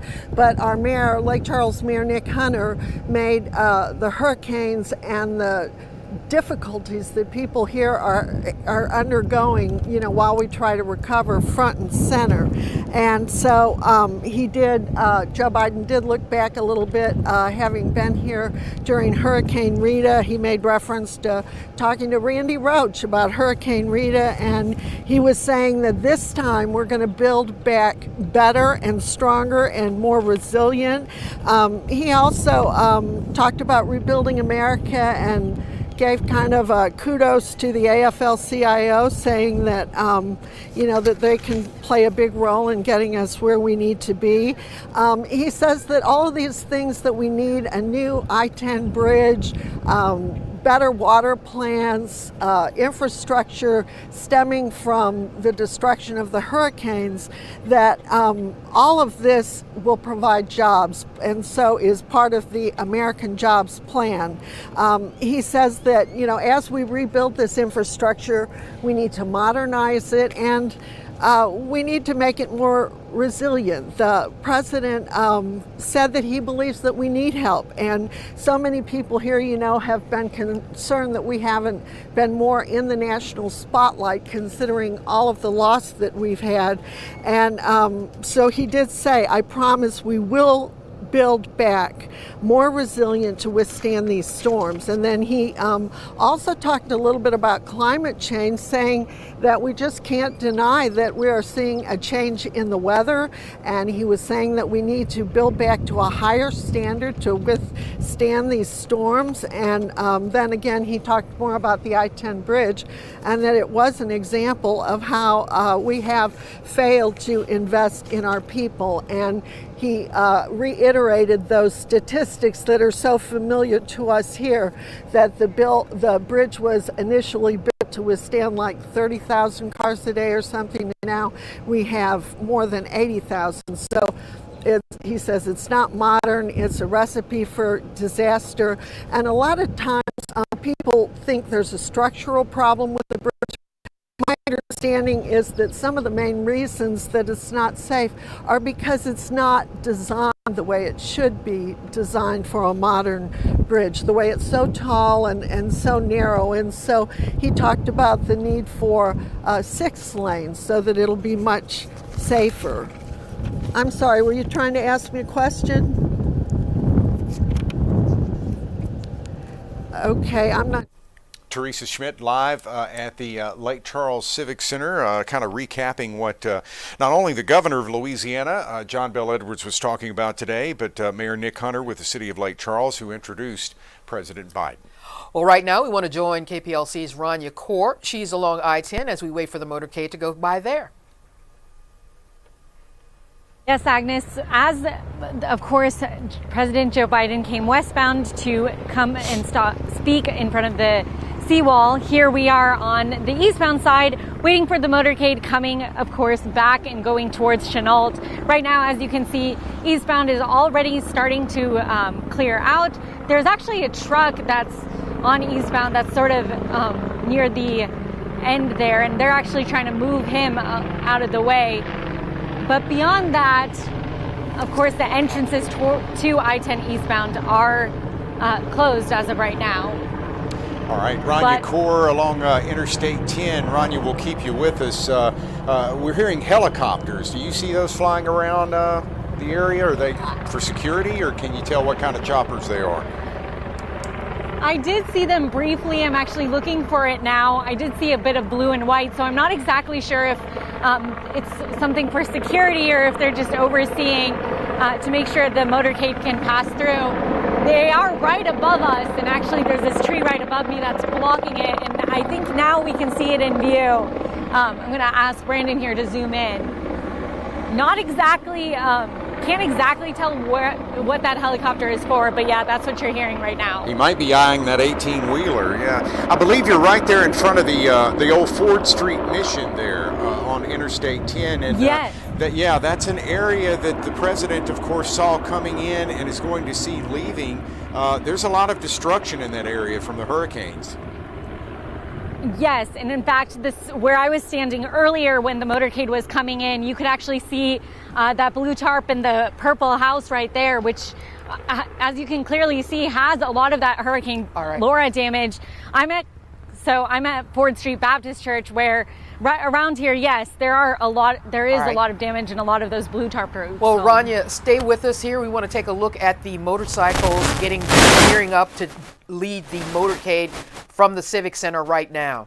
So everybody's lined up and they are getting ready to get on the road again. I wonder what it's like to be a local official to try to get your point across to the president before he takes You off. have to be very concise, I would think. I would think so, and a lot of that I'm sure going on right now as we await the presidential motorcade. The president speaking for just under 30 minutes, talking about his new jobs plan there along the Civic Center seawall. He was, of course, introduced by Lake Charles Mayor Nick Hunter, who very much highlighted the recovery efforts of Southwest Louisiana after the hurricane. And there you can see one of our other cameras are capturing the actual motorcade that is going around the Civic Center area. The office workers along Lakeshore Drive there in the First Federal Building, as well as the old Magnolia Building. What is it? 901? Well, in the 901 building as well, getting a good shot of all of this today. And of course, a lot of people would have seen it from the old CM Tower there downtown, except it's closed from the hurricanes, and I'm sure the president got an eyeful on that one too. So. And his next stop, he's not through with Louisiana just yet. He's going to be heading over to New Orleans, where he's going to be taking a look at the Carrollton water treatment plant there, and he wants to take a look at more on what's happening there, what they need as well. For infrastructure. This is where we'll switch back to Rania, who is standing by on Interstate 10. She's in that section between Ryan Street and Enterprise Boulevard, again in front of the old Ford Street Mission. I think it's Ford Street Baptist Church now, Rania? Yes, that is exactly where I'm standing, John. And as you said it, we're awaiting the motorcade that's going to be passing through hopefully any minute here now. As you can see, I-10 heading eastbound is completely cleared except for that one truck that is stalled. Beyond that, everything is clear, ready to let the president through. And we can actually see a little bit of the motorcade from where I'm standing. It's going to be coming into view hopefully here in a little bit. I don't know if you can see it, but we saw some of the motorcade lights going through, so we'll be seeing that in just a few moments here. Whenever that 18-wheeler was noticed or had stalled, did you see a lot of police surround it and search it, or have they pretty much left it alone? Oh, here comes the motorcade now. Here comes the motorcade. There you have all the motorcycle officers leading off the motorcade. And while this is very impressive to watch, as we learned from the last presidential visit, it can be very dangerous because of all of the coordination that's going on. We saw an accident on the last visit, and that's why it looks easy, but it's certainly nothing. Everything has to be pretty much coordinated to be able to make sure that this is a secure event, and to get him in and out as quickly as possible, not only for the presidential people, but for folks to get back on the highway as well as soon as they can. Lake Charles Police, State Police, Calcasieu Parish Sheriff's deputies, I would imagine Ward 3 Marshal's office, and I'm leaving other agencies out, but it takes a whole effort of all of these agencies to protect the president, not to mention the national crews that come in. That's true, because they're all traveling with him. As he's going out, so are these national reporters who you see every night. We were talking earlier about, and Rania, maybe you can comment on this too, because of the pandemic, we didn't see near as many people come out and view the motorcade. No, we do see a few people along the road and as the motorcade's passing through, they're coming out and taking some pictures and taking some photos, because obviously this is a really big deal, seeing a president. But beyond that, even near the seawall, we stopped by Lakeshore Drive and we didn't see a lot of people, just of course they were all of course socially distant, many of them spread out, but perhaps not as much of a response as there was during, of course, the rally that we came. But actually, we're seeing the motorcade. I'm going to actually just step aside as we see the limo come through. All right, again, this is I-10 eastbound. They would have gotten on there at, I guess, the Ryan Street on-ramp. and they are heading east on Interstate 10, and then will go to I-210, heading back to Chennault. I would guess whoever's with that 18-wheeler is getting quite a sight of what's going on here. He's probably just been scanned 4,000 or 5,000 times to. They probably found out about a Sears bad credit back in '62. But yeah, you don't stall on the interstate whenever the president. Yeah, but he got a sight full. Bird's eye view there, I'm telling you. All right, I don't guess he'll be stopping off at the BP convenience store there. They'll head straight out to Chennault. All these vans and SUVs that go with it, carrying news media, staff, things like that, as well as the president, of course, in the limo. That's true. And then when they go, they're going to go straight back to Chennault, and where we do have crews there. But one of the things with Adley, as we're watching this, we can include him on this. You know, he talked about jobs and getting those jobs that are actually crafts. And it's interesting he's going back to Chennault, right, Adley? It's very interesting going back to Chennault because Chennault is also the home of Sewella Community College, which is a great provider of training for the crafts. Interestingly enough, the presentation was made at the lakefront, which was a result of the recovery from Rita, as I want to remind you. So he's going from a successful recovery to the place where recovery can be learned and trained for. And I think that's a good thing. This trip has been full of symbolism in terms of the very subtle symbolism. If you know Lake Charles and Southwest Louisiana history, the president picked the right spots to land, to speak, and to exit from the community. And that was something that you mentioned earlier. You wondered, were these spots selected by local folks, or do you think the White House chose these spots, or was there some discussion between the two? It's a good question. It's a very good question, because if you're going to pick a spot to talk about an infrastructure act, starting in Lake Charles, Louisiana, if you have to remember, after the Rita Katrina year, Lake Charles was one of the few places where there was a lot of infrastructure reworking. The city of Lake Charles voted to do a major infrastructure improvement along the lakefront on Ryan Street, and as a recovery effort. And this was done at a time when the entire country was in the doldrums of a depression. Or a recession, or however you want to phrase it. And so activity, infrastructure work was being done in Lake Charles at that time. It did include improvements at the lakefront. It did include a lot of improvements in sewage and utility connections and so forth. So that was a successful program, and he came here to say that what Lake Charles did for Lake Charles, he can try to do for the entire country, subtly. I mean, very subtly. Only us who know what occurred, will read into that. But it was nice that selection was made. It was made on that Rita recovery site, and he's exiting from a place. All right. Right now, we want to interrupt you for Ashley to tell us more about the motorcade. Hey Agnes, yes, that motorcade is now making its way back down Legion Street. We're seeing those same Louisiana State Police officers make their way into the Chennault International Airport, where that motorcade is more than likely not too far behind it. Soon as we've been out here, there's one thing that I definitely can say. There's a strict protocol that you can tell that all of these federal officials that they follow, and it's pretty much followed that same protocol from when the president left Chennault to now that he's coming back to Chennault. About 5 minutes ago, security comes in. They do a sweeping detail of Legion Street. They came in, did that, and as you've seen, we've just seen the motorcycles make their way into the Chennault International Airport.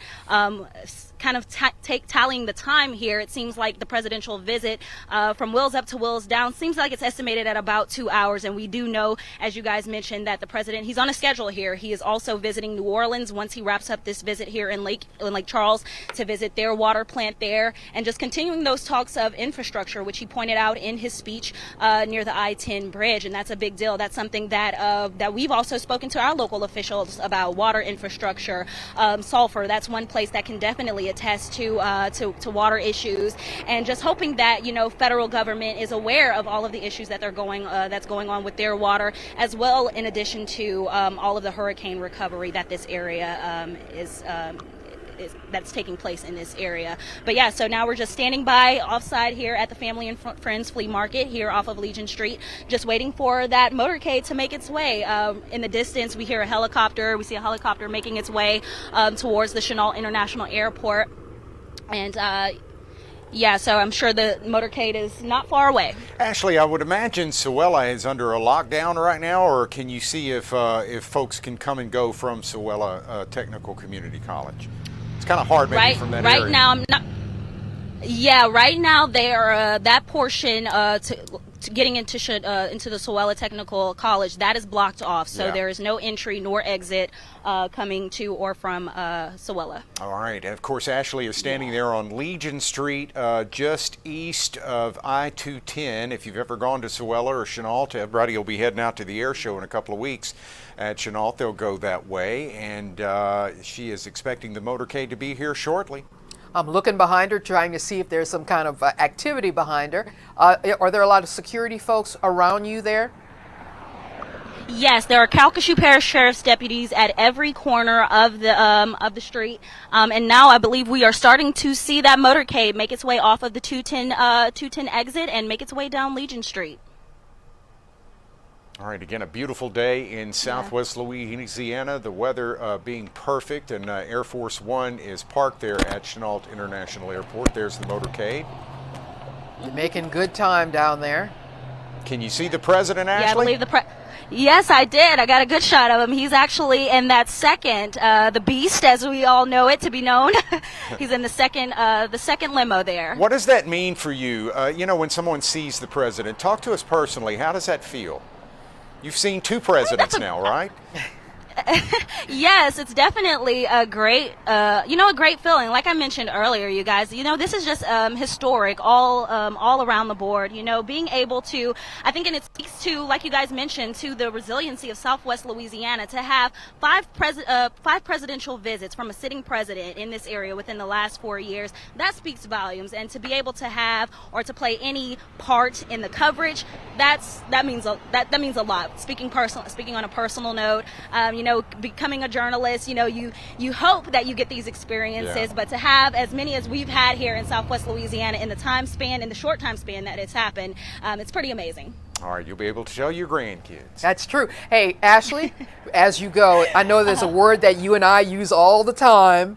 Yes, sirree, Bob. It's history. Yes, sirree, Bob. This is definitely a yes, sirree, Bob moment for sure. All right. Very good. Thank you, Ashley. Ashley Joseph live on Legion Street watching the motorcade go by. She's seen it come and go, and we are waiting on pictures again from Chennault International Airport, where the president is scheduled to be wheels up in just a few minutes. As Ashley said, it's been about a 2-hour trip. Yeah, I mean, they've made it quick and concise. He came in, he had what he had to say, and he's getting back out. And like he did mention the fact that he's been here several times and he knows this area, probably, better than most people that have held that office. So we'll see how that all runs. At the airport is KPLC's Madison Glazer, who is standing by to tell us what's next. Madison? Can I get in frame? I'm busy. Did you call it? Yeah, can I get in? Call me. All right. We'll cue her a little bit later and find out what's going on there. Earlier, of course, we saw the governor speaking before the mayor and President Biden. Governor John Bel Edwards was talking about he was glad that the president was here talking about the infrastructure, and he addressed the problems with the I-10 Calcasieu River Bridge. Our needs still far exceed our means. The bridge behind me is a fitting example of that. Louisiana's roads and bridge infrastructure right now is graded at a D+. And Mr. President, my wife and your wife are educators, but you don't have to be an educator to know that a D+ is simply unacceptable. All right. Also, we were listening to Mayor Nick Hunter, and one of the things he wanted to make sure that people know, they may disagree because he is a Republican on different things, on policy, but they do have a point of agreement. Mr. President, we are members of differing political parties, and there would be some policy that we would disagree on if we sat down with each other for a conversation, but I guarantee you, I would be willing to have that conversation with you. And I do believe that we can agree on the dire need here in Lake Charles for an infrastructure plan that could build us a new I-10 bridge here in Lake Charles. And I do believe that we could agree on the dire need to support disaster relief for Southwest Louisiana, 252 days post-Laura. Mayor Nick Hunter talking at the seawall this afternoon, and he introduced President Biden, who basically said that his new plan that he's touting here today is putting America to work on the infrastructure. We're standing here in the shadow of the I-10 bridge, which I've gone over several times myself in the past. And it's a perfect example of how we've neglected as a nation to invest in the future of our economy and the future of our people. You know, when the bridge was built in 1952, it was built to, there's nothing there. It was built to make sure that we, in fact, are able to, it was going to last for 50 years. That was 20 years ago. It was built for 50 years. The I-10 bridge was built to handle daily traffic load of 37,000 crossings. Well, but today, every day, more than 80,000 cars and trucks cross over that bridge. And it doesn't have the modern safety features that bridges need to have now. And after decades of politicians studying it and talking about it, Governor Edwards is the one finally moving forward with a project to actually replace the bridge. One with 6 lanes, new interchanges that's safer, reduces congestion. And it shouldn't be this hard to take so long to fix a bridge that's this important. All right, President Joe Biden just minutes ago at the Lake Charles Civic Center. He's already back at Chennault International Airport. Let's go ahead and check in with KPLC's Madison Glazer, who is there. I am live here standing just outside of Chennault International Airport, where we are anticipating a soon departure from President Biden. Earlier, we were standing outside of Preon Lake Road, where we were forced to leave the area as he came in. So were bystanders as well that were standing by again to anticipate him arriving. As I'm standing out here right now, I am hearing sirens off in the distance, so I imagine that they are starting to close these roads down right now. I'm going to step out of frame so we can take a look at what's going on around us. So just a couple of fun facts about Air Force. The plane can be seat up to 70 people with a doctor on board at all times. Inside Air Force One, there are 3 levels, 85 telephones, a gym, and 2 kitchens. Air Force One is the president's Oval Office in the sky, and in the event of an emergency, it is equipped to stay in the sky indefinitely. A refueling probe on the nose of the plane can refuel the plane mid-air. And as I was out here earlier, Lake area residents were gathering around to try to catch his arrival, but like I mentioned before, they were forced to leave. We will have continuous coverage for you guys in hopes that he will be departing at around 2:30 to make his way to New Orleans, where he will then go to Carrollton Water Plant to take a tour of that building. Yeah, earlier whenever we were watching the plane arrive, Air Force One arrive, we could hear the law enforcement making announcements over their car horns to clear the area immediately, and that was as Air Force One was approaching Chennault. Again, Agnes, as we've talked about, they said it was going to be a quick trip, and I'll be dog if it is. They landed at about 12:15. Air Force One landed at about 12:15 this afternoon. Here it's a little after 2. I think they're scheduled to depart at 2:30. So depending on what happens between now and then, there's some activity around there right now. He may even be on the way to New Orleans faster than they thought. Doesn't have to go through customs or anything. That's true. Yeah. He has his own ride. I think so. Yeah. So the folks there at Chennault getting the plane ready, and of course we're waiting to see the takeoff. Earlier we did hear from Mayor Nick Hunter, who was talking about the need for federal dollars. Here we are past 8 months, almost 9 months after Hurricane Laura, and the need for federal help. He kept talking about that. And keeping that as his main focus of what we've gone through this past year. Not even, it's not a year and you have all this stuff that's still there, and he wants to keep that front and center. It's hard because a lot of people, I remember right after the storm, they would ask us, folks who had not lived here during Rita, and Adley, we can bring you in on this discussion too as well, because you certainly have suffered damages from Hurricane Laura. But folks ask, when does it get better? How soon does it take to recover from a hurricane? With a historical perspective. And there's no way to really put a time frame on that, is there? There is no way to put a time frame on it. The closest other experience that we've had was recovery after Rita, and Rita took quite a long time. But we have to remember that there was another major catastrophe in New Orleans going on at the same time, concurrently. This time, with the Laura and Delta issues, and we have to remember that Delta was a bad storm too. Right. The Laura Delta issue is that the COVID has reduced the availability of goods and supplies. Workers are not as plentiful on the ground as once they were. That a lot of things are having to be deferred because of insurance issues and problems with ongoing issues of supply and demand. The demand is here, but the supply is very, very much delayed, and part of that is because COVID affected places where building materials are manufactured. I spoke not too terribly long ago with Dennis Stein over at Stein's, who said that the wildfires in the West affected the availability of lumber from the West Coast. So there are a lot of factors that are making this recovery slower for us, and the extent of the damage was much more severe than in Rita as far as Lake Charles was concerned. Practically every building was affected one way or the other, including this fair building we're in.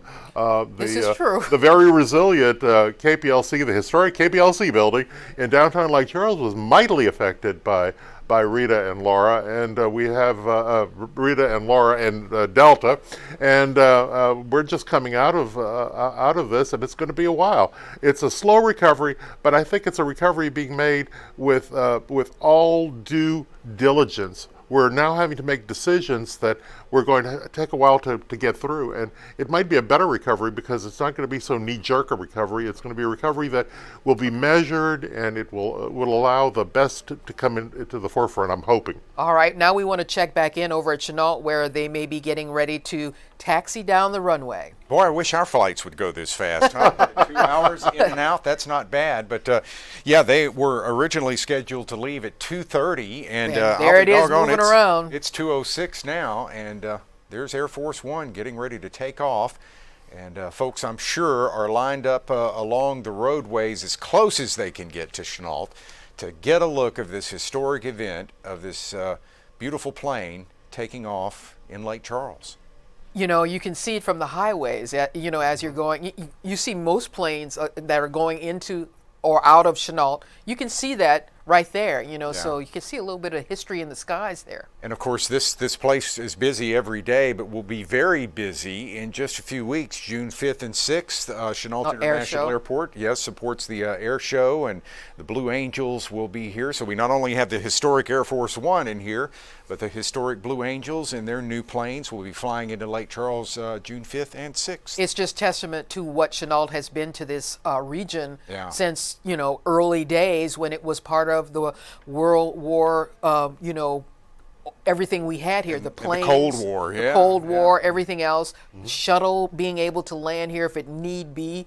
I mean, it has been a part of U.S. history, right? And it continues to be so as it faces into the future. And I can remember when the Chennault, again, as we mentioned earlier in the broadcast, when it was just really kind of a throwaway. It was donated to government. We had some different agencies out there. The Sheriff's Department burned all their dope out there that they would get from the drug rage, out at this facility, drag races, things like that, and the advancement, Adley. It is, and I do want to put in a note here, a historical note, that Chennault is a continuum of what happened with Gersner Field, which was a World War I air base that trained pilots and navigators for World War I. We were subjected in Southwest Louisiana to an early introduction to aviation, and it's a love of aviation that has continued through Gersner's years, through the Lake Charles Air Force years, through to Chennault. So we are watching this, and we have to remember that 100 years ago there were Jennies flying loop-de-loops over Sweet Lake, and so it's part of a continuum. This is not brand new. This is part of a long-held love affair with aviation in Southwest Louisiana. What's it make you feel like, Adley, seeing this right now? Well, it's really the normal expectation of what you'd want to see. You want to see the president coming, making a wonderful statement in Southwest Louisiana, addressing our needs, and then flying off to address other needs in other parts of the country. It makes me feel very empowered and a little less concerned about holes in my house from Laura and Delta. I tell you what, watching this makes me want to run outside the door here in the newsroom and go look at it. Go look and see. Flying it down. Yeah, I don't know if he's taken off to the east or the west. I can't tell from this vantage point, but what a sight, huh? Well, you know, like I've seen documentaries on this plane, and you just, I mean, that would be one of your ways. I'd want to be on there at least once a year. It's a bucket list, yes. It's yes, a bucket list item. Definitely. But it's taxiing away, and we're going to get to see it lift off here in a minute. Yeah, a couple of good vantage points. You can see, you know, on Highway 90, there were cars that line up there to watch it the last time it took off and landed, and of course Highway 397 as well. All right, looks like they're starting the takeoff. I mean, that is incredible to have that in our community. And we've had it so many times in the past several years.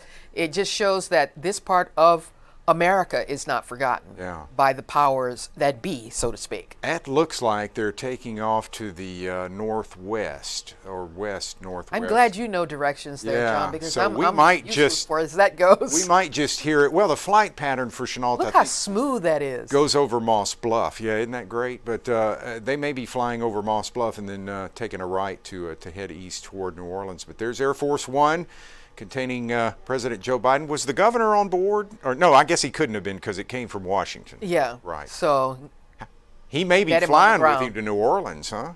You never know. Don't know. But these are the questions we have. Yes. But it looks really beautiful in that blue sky right there. And so a trip that lasted, what, about 2 hours or so on the ground? Right, yep. He landed a little under 2 hours ago at about 12:15, and he was just speaking at the Civic Center about an hour ago. Yeah. Beautiful weather as he heads toward New Orleans to address the crowd there to talk about improvements in southeast Louisiana, in the New Orleans area. And I liked what the governor said earlier about that this plan was spot on as far as rebuilding the infrastructure. And he thanked the president, the governor, Edwards, thanked the president for visiting and choosing Lake Charles to be here with us. All right. And as we said, the Mayor Nick Hunter said that, yeah, you know, we may be different parties, but we can agree on this, getting that bridge and our infrastructure going and coming back from all of these storms that we've had. And it's truly a rebuilding time for Southwest Louisiana. All right, as we watch Air Force One take off and head toward New Orleans, we want to thank once again historian Adley Cormier for being here with us today, giving us some perspective on the history. Adley, thanks so much. Very much. Wealth of knowledge. Appreciate My it. pleasure. You ought to write a book. Have you written a book? Just one. Just one. Or 3 or 4. But anyway, we appreciate Adley being here with us. All right, we want to thank him for adding just so much color. As when I talked to him to get him to come here, he says, I guess I can be the color commentary person. And I think he did that just right. Well, thank you. Thank you. Right, well, hopefully you're able to step outside the Lake Charles area here and catch a glimpse of Air Force One as it heads out of Lake Charles. A quick visit here in Southwest Louisiana. All right. And as we said, he's on his way to New Orleans right now.